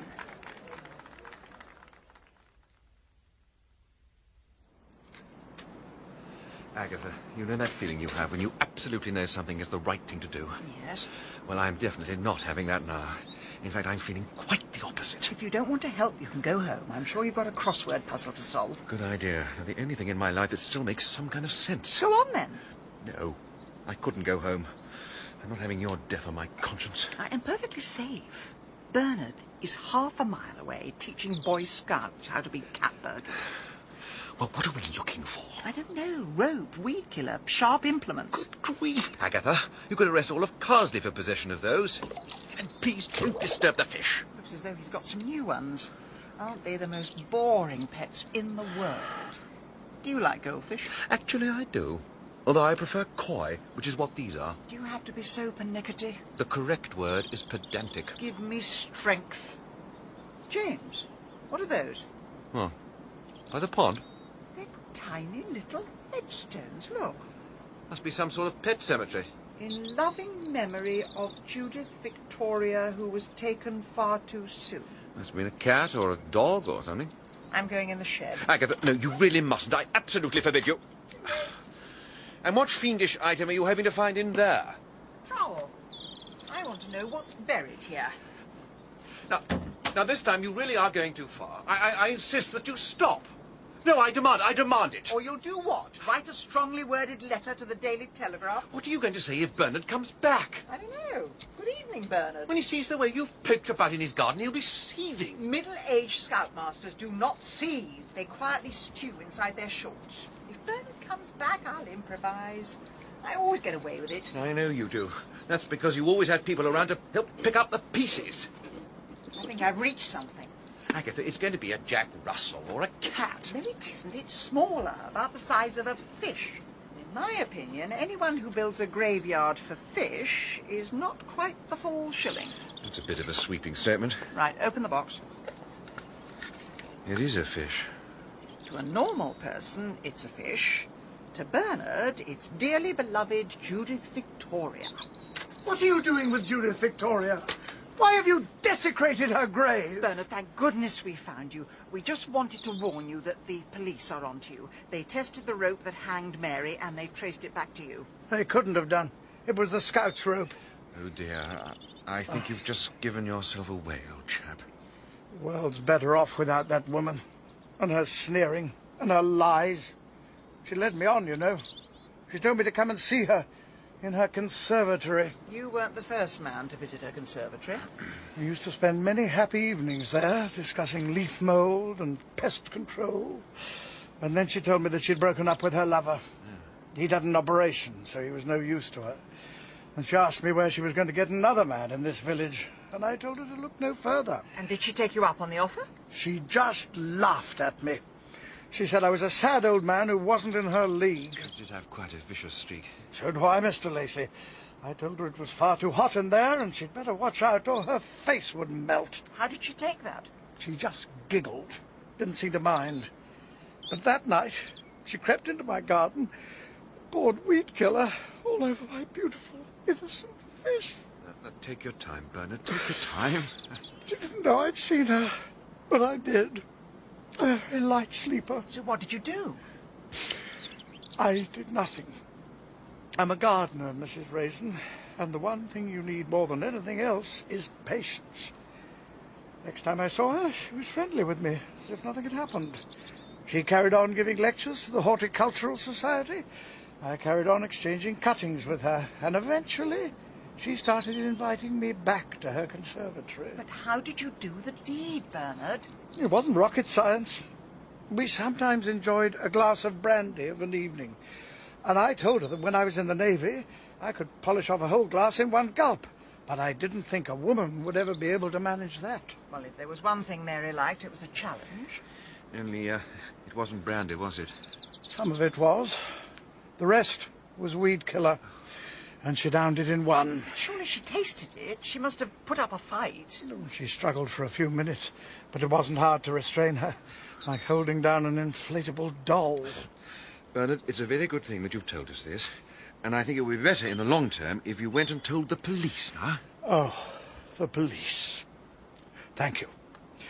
Yes, I've got a lot to do before they get here. What are you talking about? Well, I'm just going to brush my hair. My photograph will be in all the newspapers. Typical. I couldn't get them to come to the jamboree, but they'll be swarming all over my doorstep any minute now. James, what are we going to do? We wait here till he comes back. Are you mad? He could have gone to get a gun. And there's nothing more likely to make him pull the trigger than the sight of us running down the garden path. I'm phoning the police. Oh, we're quite safe. He's in the kitchen combing his hair. Bill, it's Agatha. In Bernard Spot's back garden. He's just confessed to the murder. He's gone inside. Right. What does he say? He says we're to get out of the garden immediately. Really?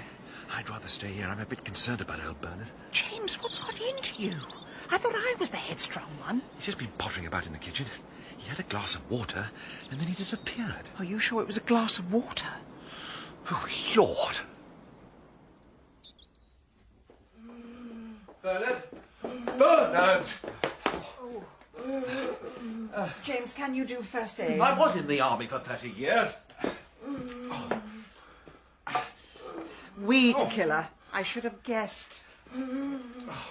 There's not much I can do here, Agatha. Well, pick him up. Make him walk up and down. That only works in films, I'm afraid.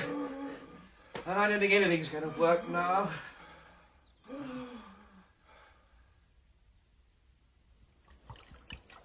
Oh, Roy, thanks for coming to stay. I still can't sleep without terrible dreams of dying scoutmasters. That's what friends are for, Aggie. And to build designer gardens for you. I never did get to the bottom of that. Why were all the labels on the wrong plants? I was publicly humiliated. Nothing to do with me, sweetie. I numbered them 1 to 100, left to right. I told Gary, just follow the path round. Never mind. Anyway, Bill Wong was furious with us. He claims they were already on to Bernard, but thanks to us, all they've got is another body. Well, at least he won't do it again. I mean, he could have poisoned the entire Carsley Ladies' Society. Anthrax in the angel cake. Roy, don't make jokes about it. It's not nice. I'm just trying to take your mind off things.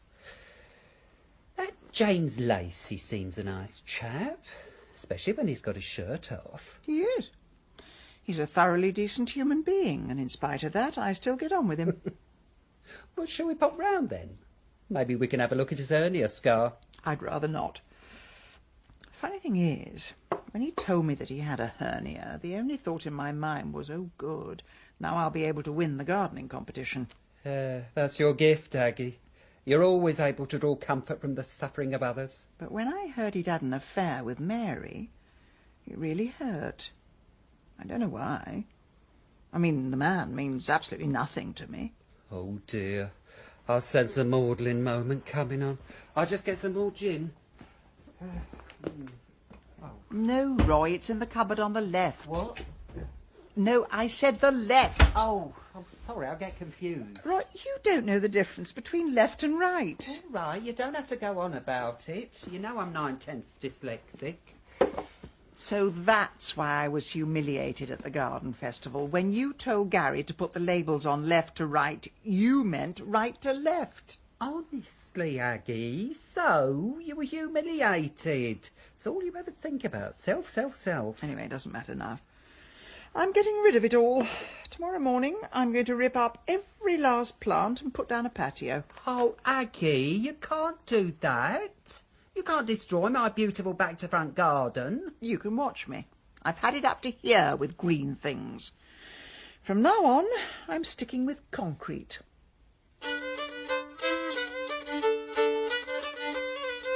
In Agatha Raisin, Penelope Keith starred as Agatha, and Malcolm Sinclair was James. Roy was played by David Holt, and Bernard Spott by Paul Brooke. Liza Sadderby was Mrs. Bloxby, and Ben Crow was D.C. Wan. Agatha Raisin was dramatised by David Semple from the novel by M.C. Beaton, and the producer was Carol Smith.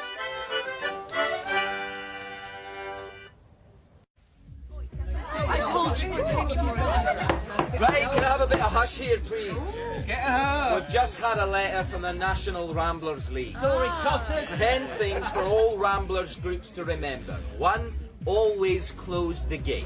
2, never light fires on open farmland.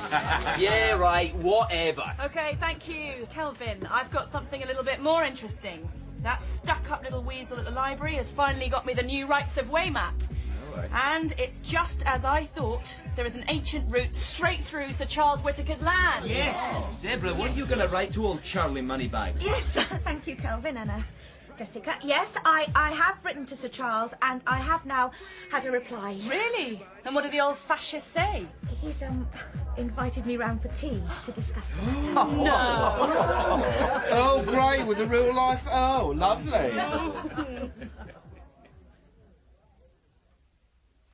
Your tea, Sir Charles, and a selection of sandwiches. Thank you, Gustav. Don't worry, I'll pour. As you wish, sir. Now, Miss Camden. Deborah, please. Well, Deborah, I must say I did enjoy your little letter, but there's one thing that slightly puzzles me. Oh, yes?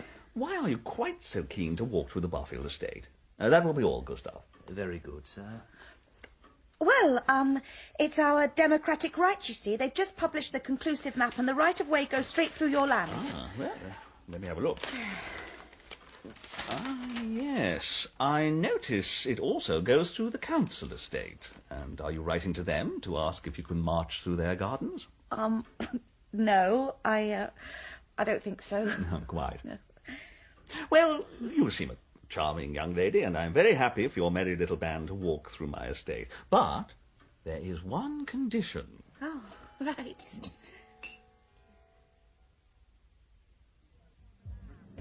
So, Deborah, how was your tea party with the enemy? Hey, did he threaten to set the dogs on you? No, he was quite nice, really. Nice? We're talking a bloated parasite who lives on 200 acres of land stolen from our ancestors. Well, he said we can go through it. There is one little field we have to go round. He's growing rapeseed, so he's diverted the path round it. He can't do that. It's a public right-of-way. He's not allowed to obstruct it. But he did say we could walk round it. Oh, he's tugging our forelocks as we go. Not only is he a parasite, the man is breaking the law. Jessica, I thought you were an anarchist. That isn't relevant. Well, if he wants to put barriers in our way, then it's up to us to smash them down.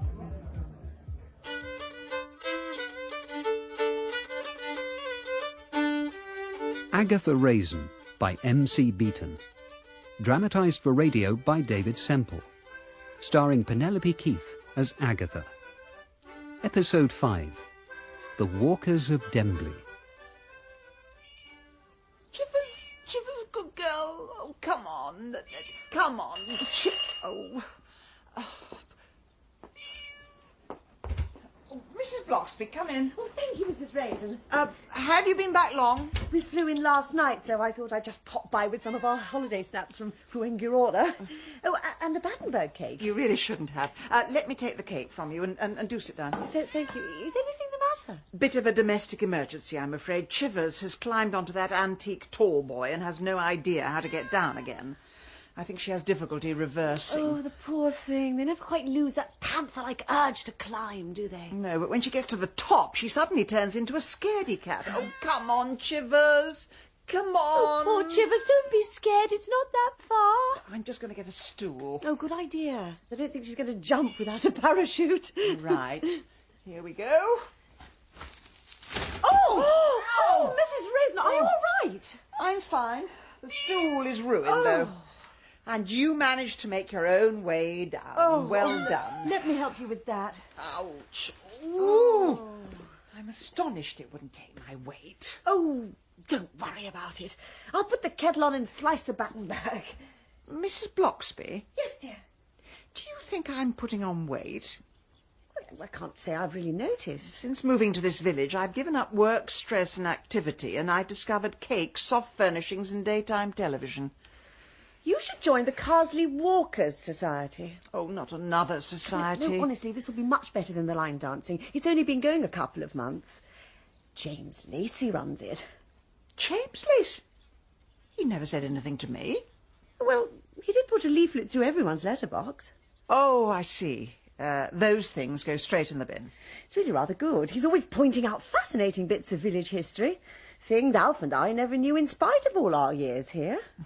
All right, I'll give it a try. It's either that or the Carsley Porkers Society. Where can I buy some Wellingtons? And over the brow of the hill.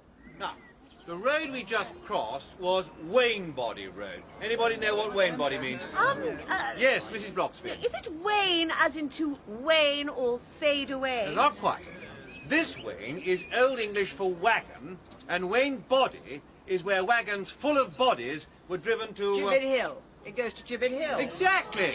Well done, Mrs. Raisin. Throughout the 17th century, wagons full of bodies, the enemies of the crown, were taken to Gibbet Hill, where they were hung from gallows or gibbets as an example to the others. I can think of one or two people they should do that to these days. I'm sure you can, Mrs. Boggle. Now, Gibbet Hill is part of the Barfield estate, so it's probably best we walk round it. Is everybody fit? Right. Don't look at us. It's you young'uns always straggling behind. Well then, Mr. Boggle, let's head for the hill. Shall we have a sing-song? Oh, Lord, do we have to? Well, I always think it makes the going a bit easier. All together now. One man went to mow, went to mow a meadow. One man and his dog. Woof, woof. Hey! Went to mow a meadow. Two men went to mow a meadow. Two men, one man and his dog. Woof. Hey! Oh, stop! Oh, my legs! For heaven's sake, you're killing me! Me heart! Take me home before I die! Can we stop a minute, please, everybody? You got no respect for your elders tearing off like that. Mr. Bogle, would you like me to take you and your wife home? My car's just down the hill. No, just take us back to the pub. We just need a glass of water. We'll be all right there. All right. I'll catch up with everyone later. Bye. Bye. Oh, dear. Was it my singing, do you think? Poor Mrs. Bloxby, she's a martyr to the Boggles. Hang on a minute, please. Do you need to catch your breath as well? No, I just need a cigarette. Honestly, Agatha, as a penalty, you can lead the sing-song. Are we all fit? All right. One man went to mow, went to mow a meadow. One man and his dog. Woof, woof. Hey, went to mow a meadow. Two men went to mow. Don't worry, everybody. Just a spot of clay pigeon shooting. It came from Gibbet Hill. It's nothing untoward, Agatha. This is a countryside. People do shoot things. Including other people from time to time. Give me your binoculars. Can you remove the strap from my neck before you grab them? Looks like a diplomatic incident between a farmer and some rather scruffy ramblers. Let me have a look. They were warning shots. Oh, Farmer Giles seems to be throwing his weight around, all 18 stone of it. They're probably having an illegal raid on his land. Nothing like an open mind, is there, Agatha? I'll just pop down and see if I can help smooth things out a little. You're not going on your own. Yes, I am. I think this calls for diplomacy and tact. I can do tactful. I just prefer to do ruthless. Agatha, why don't you stay here and make a daisy chain? You cheeky devil. Right, everyone, I'm off to see what's going on down there. I'll be back in 10 minutes. If they don't use you for target practice. Hello, everybody. What were those gunshots? A little fracas between some ramblers and a farmer. Captain Mannering Lacey has gone to investigate. Oh, that'll be the other Ramblers group, the Walkers of Dembley. Dembley? It's the next village along. We don't really have much to do with them. You're not going no further! Take your hands off me! Jessica, please, don't provoke me. I can handle this! Good morning! What seems to be the trouble? Oh, look who it is, Lord of the Manor. Actually, my name's James Lacey, a rambler, just like you. Another waste of space, then. You people got no right to be here. This is Sir Charles's land. We have every right to be here, and it's one of the few democratic rights that haven't been snatched away by the power elite that run this country. You tell him, Jessica. Don't you lecture me, young lady. I don't take orders from work-side layabouts. I am not a layabout. I happen to be deputy head of Dembley School. Well, I feel sorry for them kids, then. All this bickering isn't really helping. Is there a particular reason why these people can't walk through your field? Are you blind? It's full of oilseed rape. I'm not having this lot ruining my crop. Well, there is a path round the edge. But I suppose our working class feet aren't good enough for your path. You're not getting in, and that's final. Look, Jessica, couldn't we just walk around it? I am not letting this capitalist lapdog tell me what to do. Aye. If you won't open the gate, I'm climbing over it. Don't you dare! No, look here. While I respect your right to protect your crop, we don't live in the Wild West, and firing a warning shot is strictly illegal. You tell him, pal. And I don't think the Chief Constable would renew your license if he knew what you just done. Don't you threaten me. I am not threatening you. I am pointing out the facts. And I very much hope you will let these people pass through your field, and that they will respect you by keeping it tidy. Well, they know what to expect if they don't. Well, it looks as though Action Man Lacey has saved the day. Oh, good. Oh, what's the matter? You appear to be turning into a beetroot. Oh, I really don't like rapeseed. It always makes me sneeze. I mean, it's lovely and gaudy to look at, brings a touch of Las Vegas to the Cotswolds. Oh, but I do wish I brought my antihistamines. Well, they call the troops. He won't shoot them, and they won't trample on his crop. And you haven't got any bullet holes in you. Thank heavens. Now, how about that quiet walk in the countryside? One man went to mow a meadow. Well,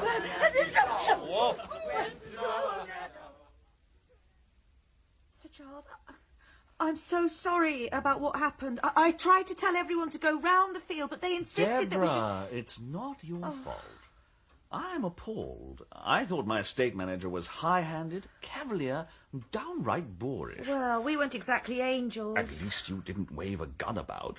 He must have taken leave of his senses. Yes, it was rather frightening. I tore a few strips off him, I can tell you. He threw down his tools and walked off in a huff.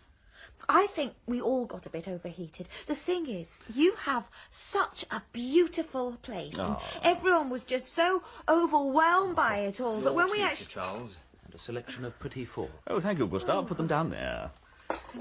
So, anyhow, I just wanted to say I'm sorry and it won't happen again. Please don't mention it. Oh. Right. Milk and 2 sugars, wasn't it? Oh, you've got a good memory, Sir Charles. Just call me Charles, please.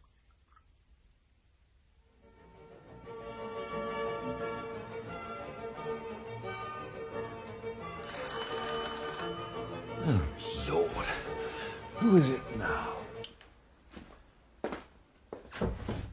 Ah, hello, Agatha. James, are you busy? Not especially. Come in. Coffee? No, thanks. I've just had one. What are you up to at the moment? Actually, I'm still wrestling with the first chapter of my book. The first chapter? Is that the same first chapter you were wrestling with 6 months ago? Has it really been that long? Well, the Peninsula War did last 6 years, and I'm beginning to think the book will take about twice.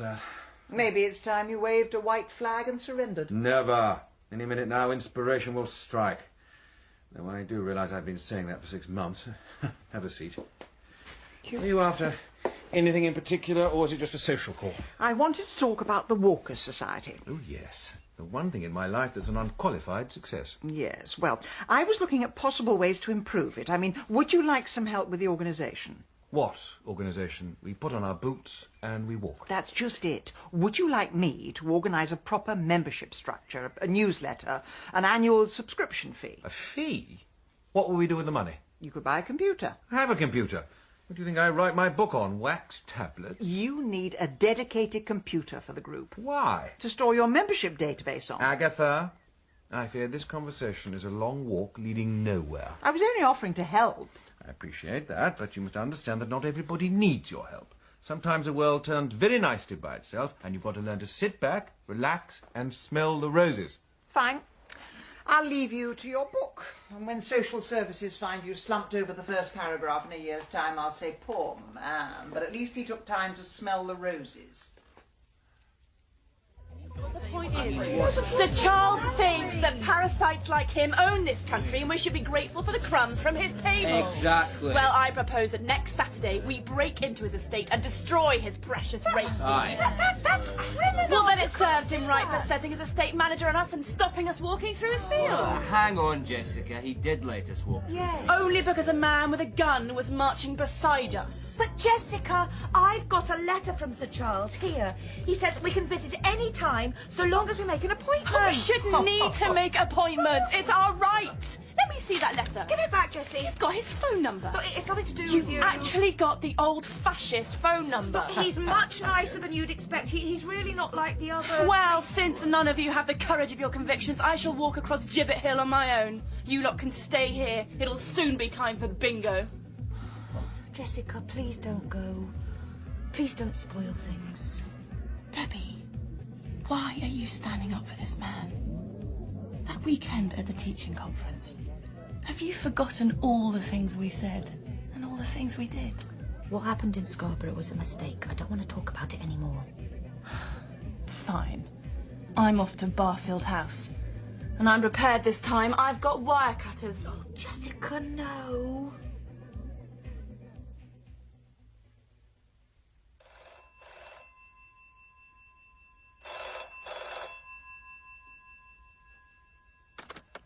You have reached the office of Sir Charles Whittaker. If you wish to leave a message, please do so after the tone.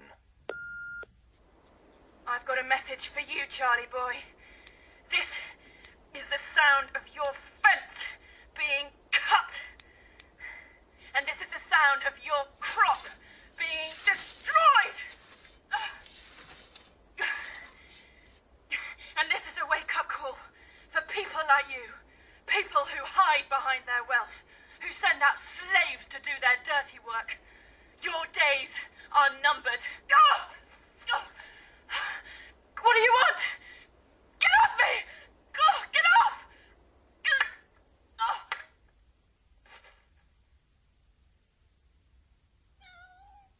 There you are, Chivers. Half a tub of cottage cheese.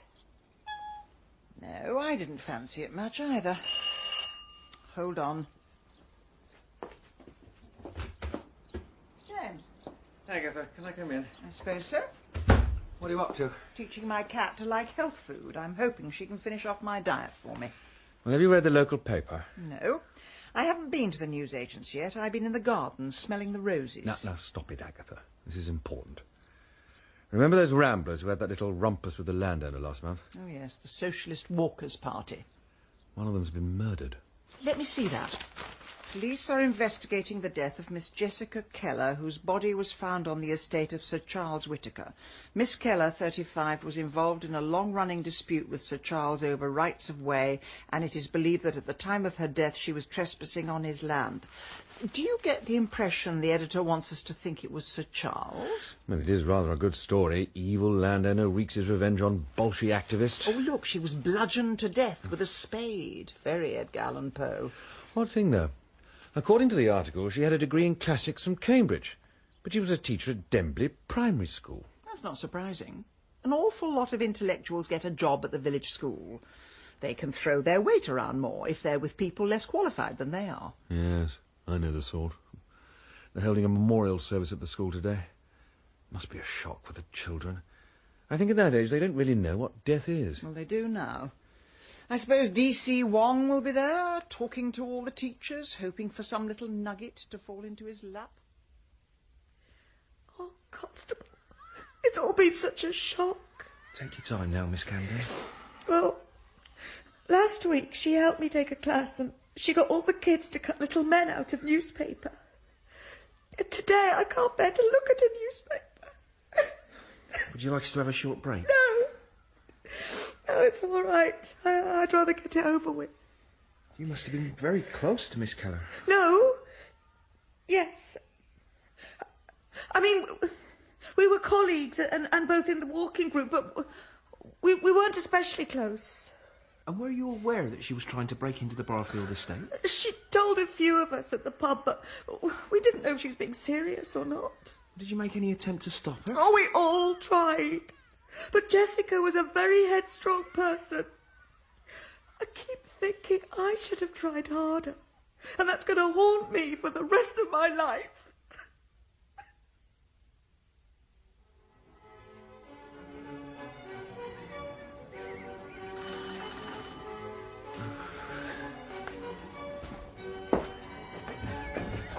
Agatha, you really should install a connecting door between our houses. We seem to be popping in and out all day. I've got something rather interesting. Yes, hold on, just a moment. Right, what is it? An invitation to Barfield House. What? Oh, Sir Charles's place? The very same. Why has he invited you? There's no need to look quite so gobsmacked. I assume he's heard of my detective skills. I suppose he reads the papers like everyone else. Sir Charles is keen to clear up this murder as soon as possible, and I've been invited to tea so that we can discuss it. Ooh, murder and crumpets, eh? Would you like to come? What? With you? Yes, James, with me. If you went on your own, it would be gate crashing. Well, I would like to see the old place on the inside. Well, that's settled. Let's go and get changed. Agatha? Yes? I'm rather surprised you're inviting me. I did rather pour cold water over your ideas for the Rambling Society. Forgive and forget. And there is one other reason. Oh, yes?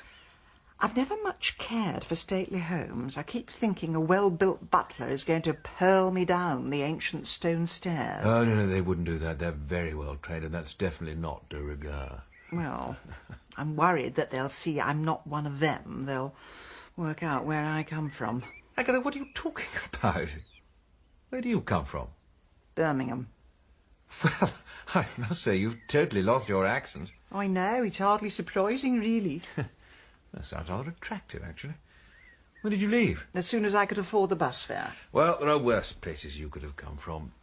Though I'm hard-pressed to think of any offhand. Thank you, James. But Charles will see what the rest of the world sees. An extremely irritating, but rather marvellous woman. Oh, thank you, James. Well, I'll phone him up and tell him it's crumpets for 3.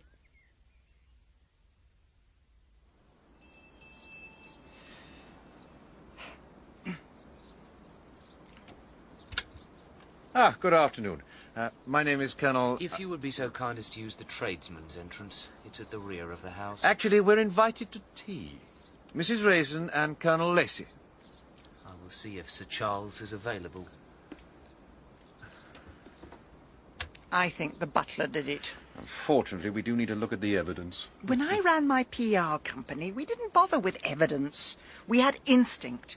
We turned edible underwear into a worldwide bestseller. And you don't do that by looking at the evidence.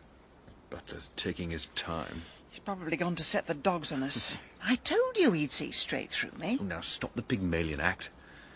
I think he's in the hall. Let's listen. They are just outside. A gentleman and, for want of a better word, a lady.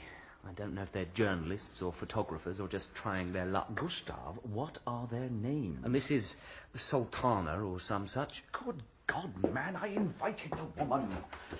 My dear Mrs. Raisin, we meet at last, and you must be Colonel Lacey. How do you do? I'm very well, all things considered. Do come in, please. Thank you.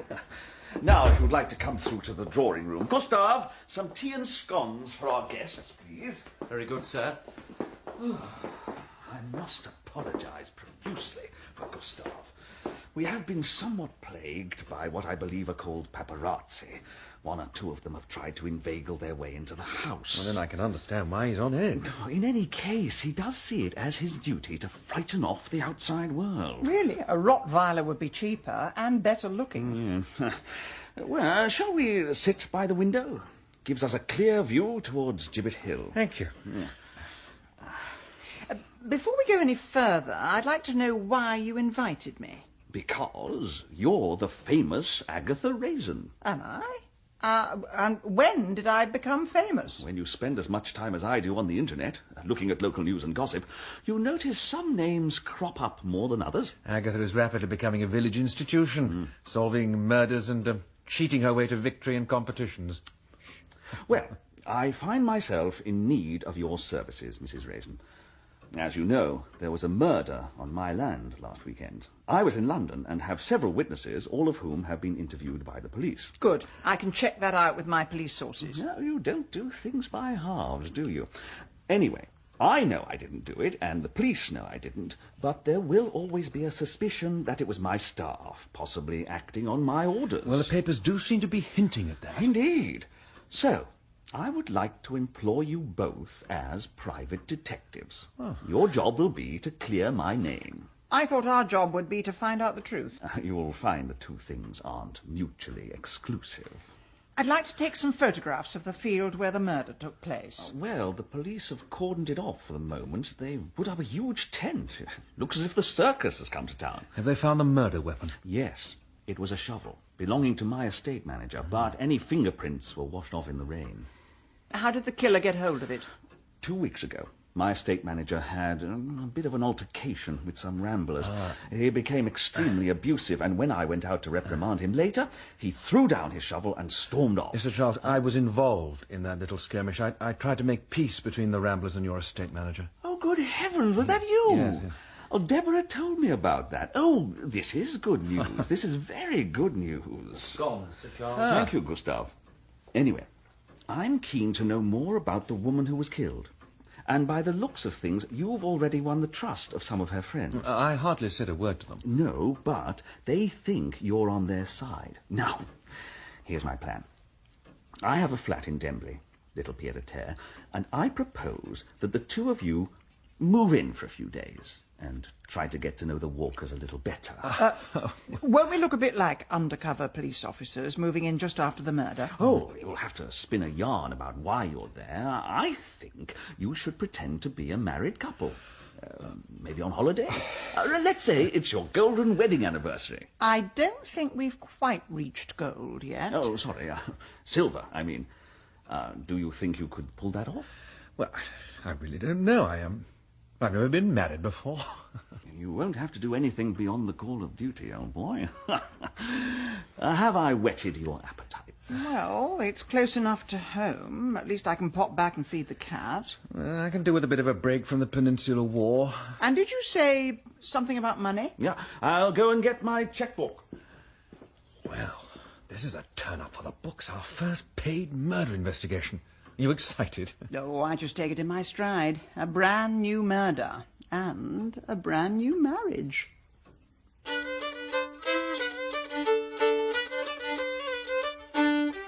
In Agatha Raisin, Penelope Keith starred as Agatha, and Malcolm Sinclair was James. Mrs. Bloxby was played by Liza Sadaby, and D.C. Wong by Ben Crow. With Rachel Atkins as Deborah, David Holt as Mr. Boggle, Philip Fox as Sir Charles, Alice Hart as Jessica, and Bertie Carvel as Kelvin. Agatha Raisin was dramatised by David Semple from the novel by M.C. Beaton, and the producer was Carol Smith.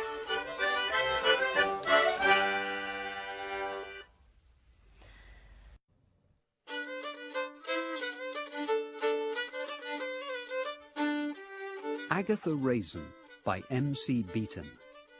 Dramatised for radio by David Semple. Starring Penelope Keith as Agatha. Episode 6. A Marriage of Convenience. Right, I've just unpacked the mugs. We need tea bags, milk, anything else? Agatha, this is never going to work. What do you mean? People are never going to believe we're a married couple. Why shouldn't they? Well, I just don't feel very married. It isn't a medical condition. I'm totally new to this sort of game. I mean, do I call you darling? Only if we're living in a 1950s sitcom. Now, here's your ring. You get a full refund if you take it back within 28 days. Well, that's longer than most marriages these days, I suppose. James, not on that finger. Unless you're on a business trip and you've told your secretary the divorce has come through. Well, at least this flat is a decent size. I'm so glad we don't have to share a bedroom. Yes. So am I. Now, let's get down to the pub and mingle with the murder suspects. So anyhow, we go over the Fossway and down into Baggott's Green. Oh, that seems a really good route, Kelvin. Excuse me. Can I help you? Where do I find out about the Dembley Walking Society? Oh, this is it, but we're not walking this week. We've had a death in the group. Yes, my wife and I read about that in our local paper.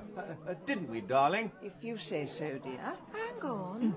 I know you. You're that man we met at Gibbet Hill. Oh, that's right. Oh, you cut Sir Charles's estate manager down to size, didn't you? Oh, yes, I remember you now. I'm James Lacey. My wife and I have just moved to the area. This is my wife, Mrs. Lacey. Agatha. I'm Kelvin. And I'm Deborah. Goodness, it's a small world. Well, can I buy you good people a drink? That's very kind of you. I'll have a pint of Badgers. I'll have a fizzy mineral water. And I'll have my usual. Oh? What's that? You know perfectly well, dear. Gin and tonic. Oh, of course. I've got a memory like, what do you call those kitchen things with all the holes in them? A sieve. That's the ticket. Right, pint of Badgers, carbonated water, gin and it. Tonic. Right. Mrs. Lacey, your husband's a scream. That's just what I was thinking. Scream. So, what made the pair of us move to Dembley? Quality of life, really. We're both keen walkers, both retired, and this is a very beautiful part of the country. No? Yes, we are lucky to live here, in spite of all the recent horror. It must have been a shock losing, Jennifer, was it? Jessica. And yes, it was. I keep waiting for her to walk through the door, tell us to rise up and march through the wheat fields of our capitalist oppressors. Oh, is that the kind of thing she was likely to have said? Oh, Jessica had very strong views about that sort of thing. I didn't always agree with her, though, of course, she had every right to express her opinions. If you ask me, that was what did for her in the end. She was attacked by one of Sir Charles's lackeys. Oh, yes. She was found in his field, wasn't she? Though, what makes you think it was one of Sir Charles's people? Oh, just a hunch. Mind you, they'll never prove it. It's the old story. If you've got the money, you can get away with anything. Oh, do you think so? Most prisons these days seem to be social clubs for MPs and pop stars. Right, here we are. Badgers, fizzy water, G&T, and a scotch. Cheers, pal. Thank you. Your wife was saying that you've retired. That's right. I was in the army for 30 years. Oh, you're a military man. Yes, but I gave it all up for love. The day I met Agatha. There's some things in life too precious to lose.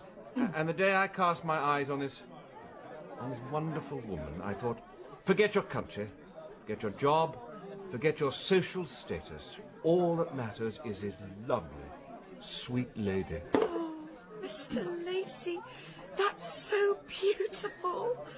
That's really, really beautiful.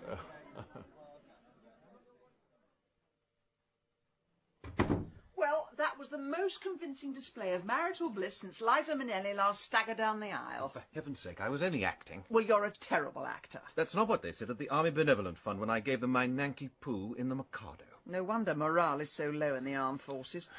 I need a cigarette. Agatha, this is Sir Charles's flat. Does he really want his wallpaper to be sepia-tinted? If you don't shut up, it'll be blood-spattered. Well, thank you for that display of man's evolutionary origins. Anyway, what did you think of young Kelvin? He was giving you some very funny looks. I think he saw right through you. So does that mean he might be feeling a bit guilty? He might think someone's onto him? No, it just means he has a brain. Now, what about Deborah? Sweet little thing, yes. Rather charming, actually. I thought so. Men always go for women like that. Women like what? Little mousy ones who giggle inanely at their jokes. It makes a pleasant change. Now, Deborah was the mediator between the Ramblers and Sir Charles. She's been to Barfield House a couple of times, and she was friendly with Jessica. So, she was familiar with the murder victim and with the scene of the crime. Well, who can that be? Nobody knows we're here. Probably the gas board selling us electricity. Or the electricity selling us gas. Afternoon, folks. Bill Wong, how on earth did you manage to find us? It's my business to keep an eye on what's going on round here. You may think we spend all day putting up new speed cameras, but there's more to the job than that. Well, you'll have to get up early to keep an eye on Agatha. I know. I'm thinking of having her electronically tagged. I hear congratulations are in order. Are they? What have we done? Mr. and Mrs. Lacey? Oh, goodness me. Sorry. No, can I just clarify? We're not really married. It is just an act. There's no need to sound quite so defensive. Actually, I am aware of that. And I'm also aware of who owns this flat and that you're trying to clear his name. Well, the thing is, we really don't think Sir Charles did it. And why's that, then? Because he's got such a nice face? We have our reasons. And I suppose you're here to say, be good, leave it to the police, go home and take up macaroni. No, Mrs. Raisin. It's Mrs. Lacey, please. Mrs. Lacey? You do all sorts of things we couldn't get away with. You go undercover, you tell lies, you generally stick your nose in. Now, obviously, we can't condone that, but I just want you to promise, whatever you find, you give it to me first. Have I ever kept things from you in the past? Frequently. Now, where are you off to next? Well, I'm off to the library to look at back issues of the local newspaper, and I'd also like to have a look at the electoral roll, find out where our suspects live and their nearest relatives. I'll pretend I didn't hear that. Then I suppose our Agatha's going to pay them a visit? No, I want to talk to the neighbours first, get a clearer picture of who these ramblers are. Oh, I don't like the sound of that. People don't take kindly to strangers snooping on their doorsteps. I won't be snooping.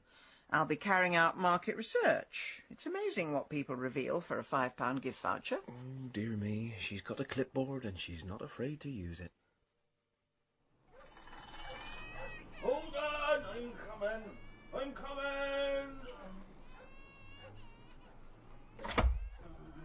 Yes? Mr. Witherspoon? That's right, and I don't care what you're selling, I ain't having it. I'm from the Council's Core Service Delivery Unit, and I'm conducting a survey on whether people are happy in their neighbourhoods. Whether you feel safe, whether you like your environment, whether you get on with your neighbours. Neighbours, eh? I could tell you a tale or two about them if I had a mind. Well, there's a £5 gift voucher if you can spare the time to help. Is there? Well, what I was going to say is worth £5 of anyone's money. Come in, my ducks, before they see me talking to you. Sit yourself down. Oh, thank you. Now, there are 6 questions I need to ask. How long have you been living here? I've been living here since they built the flats, 1960, 1960 will be fine. And do you get on with your neighbours? Well, not as well as what I used to.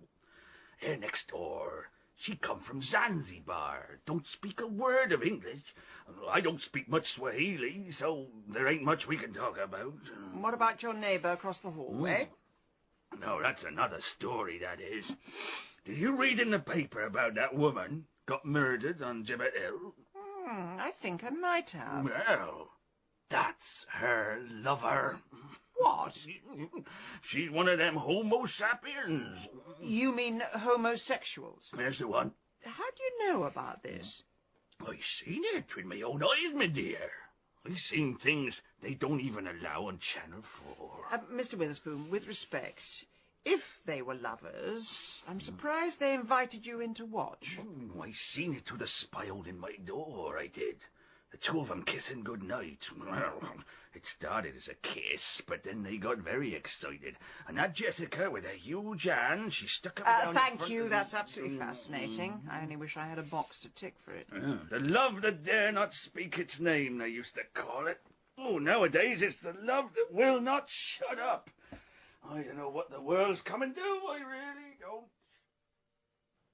Mr. Lacey, here's the book you requested. Thank you so much. And just let me know if there's anything else you need. I will do. Thank you again. James, I've got something to tell you. Darling, do pull up a chair and try to remember there are people reading. I was talking in a perfectly reasonable volume. Yes, but your talking impinges on those people who have come here to improve their minds. James, you may see the library as a place of learning, but to me it's where old people come to save on their heating bills. You be quiet. Yes, I'm so sorry about my wife. Darling, let's go to the periodical section.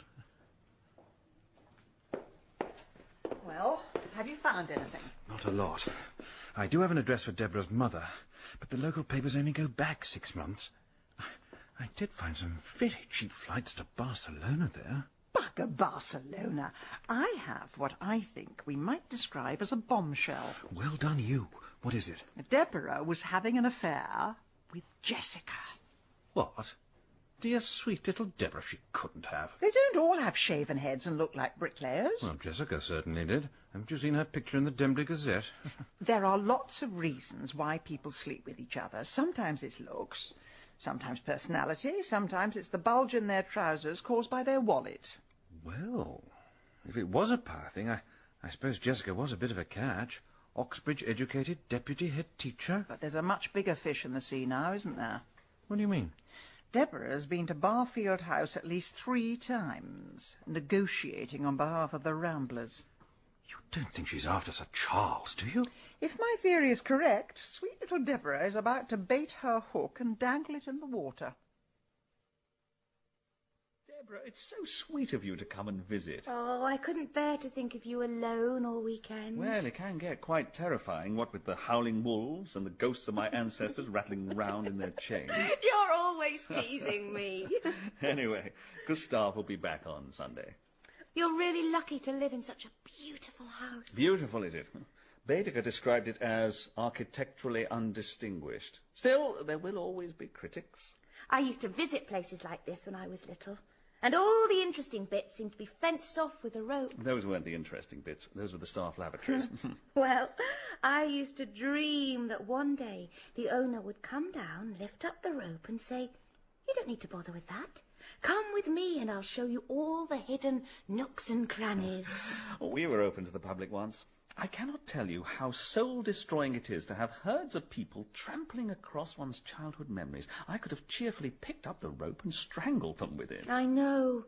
People can be ever so disrespectful of beautiful things. I'm fed up with beautiful things. I prefer beautiful people. Oh. So, are you here for the whole weekend, Deborah? I'm all yours, Charles. Well, let's lift up the rope, and I'll show you my private area.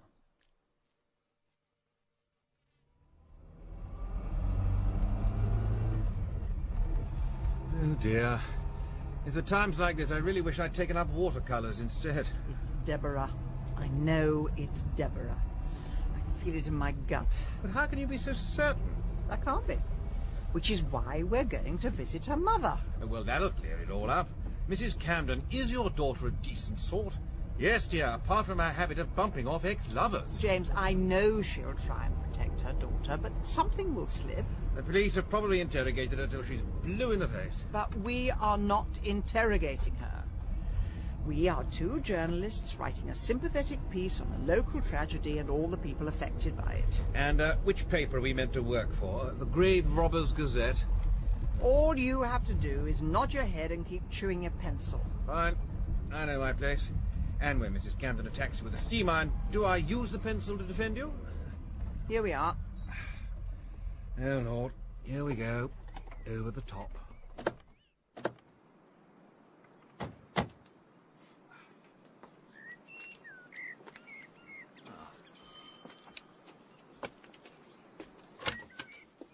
Hello.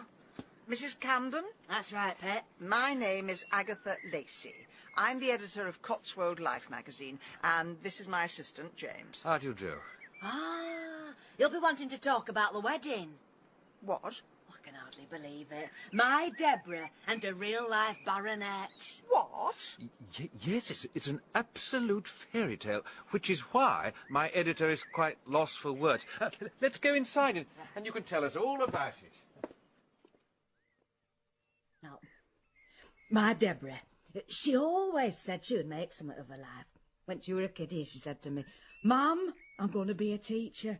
And she worked so hard for her exam. She had no help from her father, mind. He were no use to her. Right, I get the picture. A very well-motivated young person. Yes. So, when she says to me, "Mum, I'm going to marry Sir Charles Whittaker and live at Barfield House," oh, I was so happy for her. But they've only known each other a few weeks. Well, That's just the sort of person my Deborah is. If she wants something, nothing will stand in her way. Nothing, or indeed no one. Oh, it's going to be a dream wedding. Everyone will be there.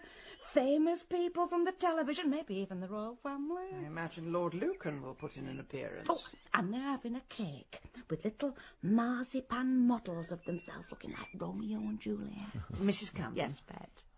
Does Sir Charles actually know that he's going to get married? Well, he hasn't got round to asking her yet, but you know what men are like. Yes, indeed. But she said to me, "Ma'am, tonight I know it's going to happen. After all these years on the shelf, I finally found my handsome prince." Well, Deborah, that was a wonderful evening. And I never want it to end. All good things must come to an end, my dear. Let's celebrate a very special night. Where did that come from? I always keep a bottle by my bedside. Cheers. Cheers. Here's to our future. Yes, to both our futures. Well, I'm going to go and run us a bubble bath. Oh, Deborah, you're spoiling me. When we get married, I want all of this wood panelling painted white. It's so gloomy in here. What did you say? I just think this panelling looks so dark. Never mind the panelling. What do you mean, get married? I can't hang around waiting for you to pop the question. Deborah, we're having fun, that's all. I never said anything about marriage. I'm not the marrying kind. But you've got to marry me. Deborah, let's not argue. We've had a wonderful evening. Let's not spoil it. No. I wouldn't want anything in the world to spoil it. Do you have to drive so fast? I keep thinking we're going to crash into a sheep or something. What would a sheep be doing out at this time of night? I don't know. Sleepwalking. Come on. There's got to be a quicker route. Oh. James, put a cigarette in my mouth. What? It helps me to think. No, it doesn't. It clogs up your arteries and makes you irritable. No, James, you do that. Just put it in my mouth. They're on the dashboard. There. Come on. Oh, sorry, I've never been any good with these. You'll just have to wait. Oh, will you stop faffing about and get here?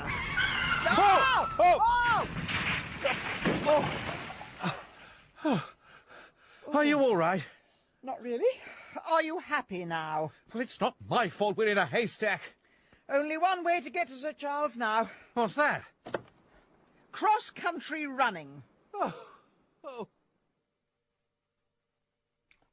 Is your bath warm enough, Charles? Yes, it's quite lovely. If it isn't, I could always go and get a kettle. No, it's quite all right.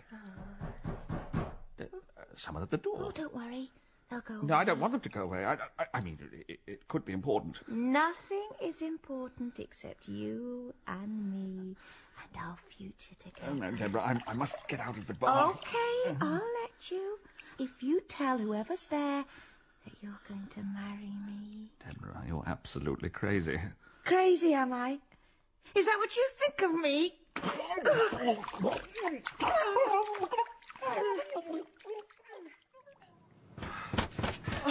It's no good.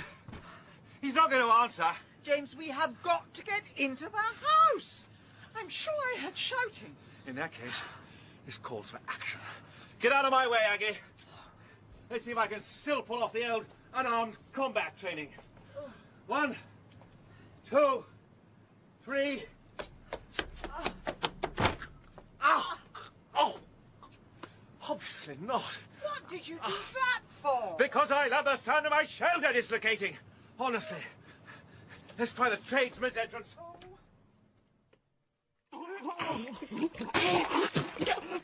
Get off me! You only knew all the things I've done for you. Let me go! All the things I've had to get rid of to get to you. It was you! You killed Jessica! Yes, Charles. And I don't want to kill anyone else, so do as I say. You get dressed, and we'll go downstairs and talk about the wedding. Deborah! Just let him go! Mrs. Lacey, Charles and I have the most wonderful news. Come here, Deborah. Just come here. Don't talk to me like that, I'm not a dog. Right, everyone take it easy. And tell me what's going on. Bill, thank goodness you're here. Deborah has something to say to you. Hello, Constable. It's like a party in here, but then I suppose we've got so much to celebrate. All right, Miss Camden. Let's come this way. Another cognac, Mrs. Raisin? No, it's all right. I've stopped shaking. I just need a cigarette. I'll have another sniff, sir, if I may. Cheers. Cheers. Well, I really can't thank the pair of you enough. I mean, you saved my life. You really did. There is the small matter of our fee. No problem. And the damage to my car. Consider it paid for. And the farmer's field. Don't worry, I'll take care of everything. I wonder how Deborah's getting on. Do you think she'll ever stand trial? I shouldn't imagine so. She'll probably spend the next 20 years in a psychiatric hospital writing obscene poems about it. Oh, dear, I do feel wretched. I keep thinking it was my fault. That somehow I led her on. Right, folks. I thought I'd just inform you, Miss Camden has admitted everything. She says she was in love with Sir Charles, but Jessica got in the way. And I have a visitor for you, Mrs. Raisin. Oh, yes? If you'd like to follow me. Bill, I just want to say, whatever I've said about the police in the past, at least you were there when it mattered. Well, thereby hangs a tale. Oh, yes? We weren't actually after Deborah. No? We were after you for dangerous driving, hence the patrol cars from 3 counties. Typical, absolutely typical. Oh, Mrs. Raisin, I'm so glad to see you. We heard there'd been a crash, and I phoned Bill, and he said... Mrs. Bloxby, I crashed into a haystack. The haystack came off worse. Oh, thank goodness. Well, I'll leave you ladies alone. I'll take your statement later, Mrs. Raisin. Thanks, Bill. I have to say, we've all been a bit worried about you, Mrs. Raisin. Oh, yes? We heard you'd moved into a flat with James Lacey. Well, I could think of scarier people one could move in with. So the rumours were true? Mrs. Bloxby, you must never listen to rumours. What were they saying? Well, tongues have been wagging as to whether bells might soon be ringing. Oh, dear. I don't think we'll be booking the church hall just yet. James and I have been involved in a murder investigation. No, that's a pity. I'd almost persuaded Alf to buy me a hat. So it was business rather than pleasure. I'm afraid so. Though there was the odd pleasurable moment. Well, Mr. Lacey can be very good company. Yes, when he's not nagging me to give up smoking, whittering on about Napoleon or begging to go home. You know, Mrs. Bloxby, it's been quite a few years since I lived with someone, and I thought it would be a complete nightmare. But it wasn't entirely hell on earth. Coming from you, Mrs. Raisin, that's praise indeed. Yes. Given time, I think I could almost get used to it. Goodness. Perhaps I might still get that hat.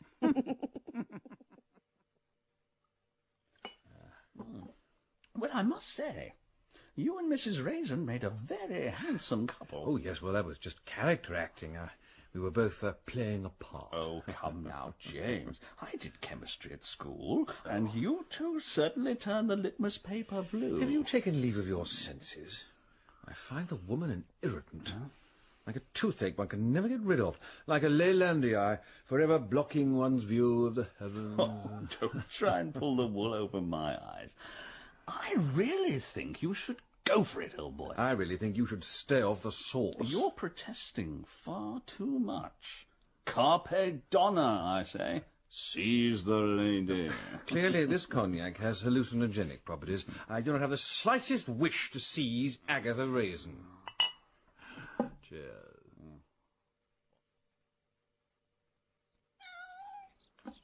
Morning, Chivers. Have you been a good girl this week? Well, so have I, despite what the Carsley Ladies' Society is saying. Still, what do you care? So long as I can still use a tin opener. There you go. You enjoy that. Oh, hang on, I'm coming. James. Good morning, Agatha. Come here. Hello, Chivers. You must be glad to see Agatha. Everything's back to normal now. Are you calling for anything in particular? You left these in my car. 2 packets of cigarettes. Well, hey, well, that's breakfast taken care of. Have you ever tried giving up? I did once. It made me even more irritable. Is that possible? Don't start. How's the book coming on? Very well. I've finally made a breakthrough. Really? Yes, I've changed the name of the opening chapter from The Rumblings of War to Rumblings of the War. Bravo! You're in the home straight now. Well, it was fun pretending to be married to you. Now do we pretend to get a divorce? My imaginary solicitors will be in touch. James? Yes, Agatha. Why don't we go out for dinner? You know, to celebrate our divorce. An imaginary dinner? No, James, a real one. Well, that's a good idea. There's a new place just opened in Evesham called Serenissima. Oh, is it Italian? I believe so. Good. I'll pick you up at 8. I shall look forward to it. Well, back to the Peninsular War, then. Thanks for the cigarettes. You're welcome. Well, Chivers, a night of Serenissima with James Lacey. Whatever next?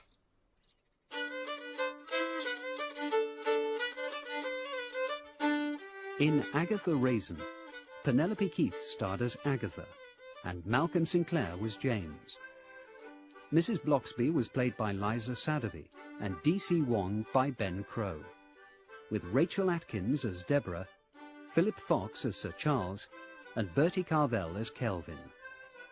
Agatha Raisin was dramatised by David Semple from the novel by M.C. Beaton, and the producer was Carol Smith.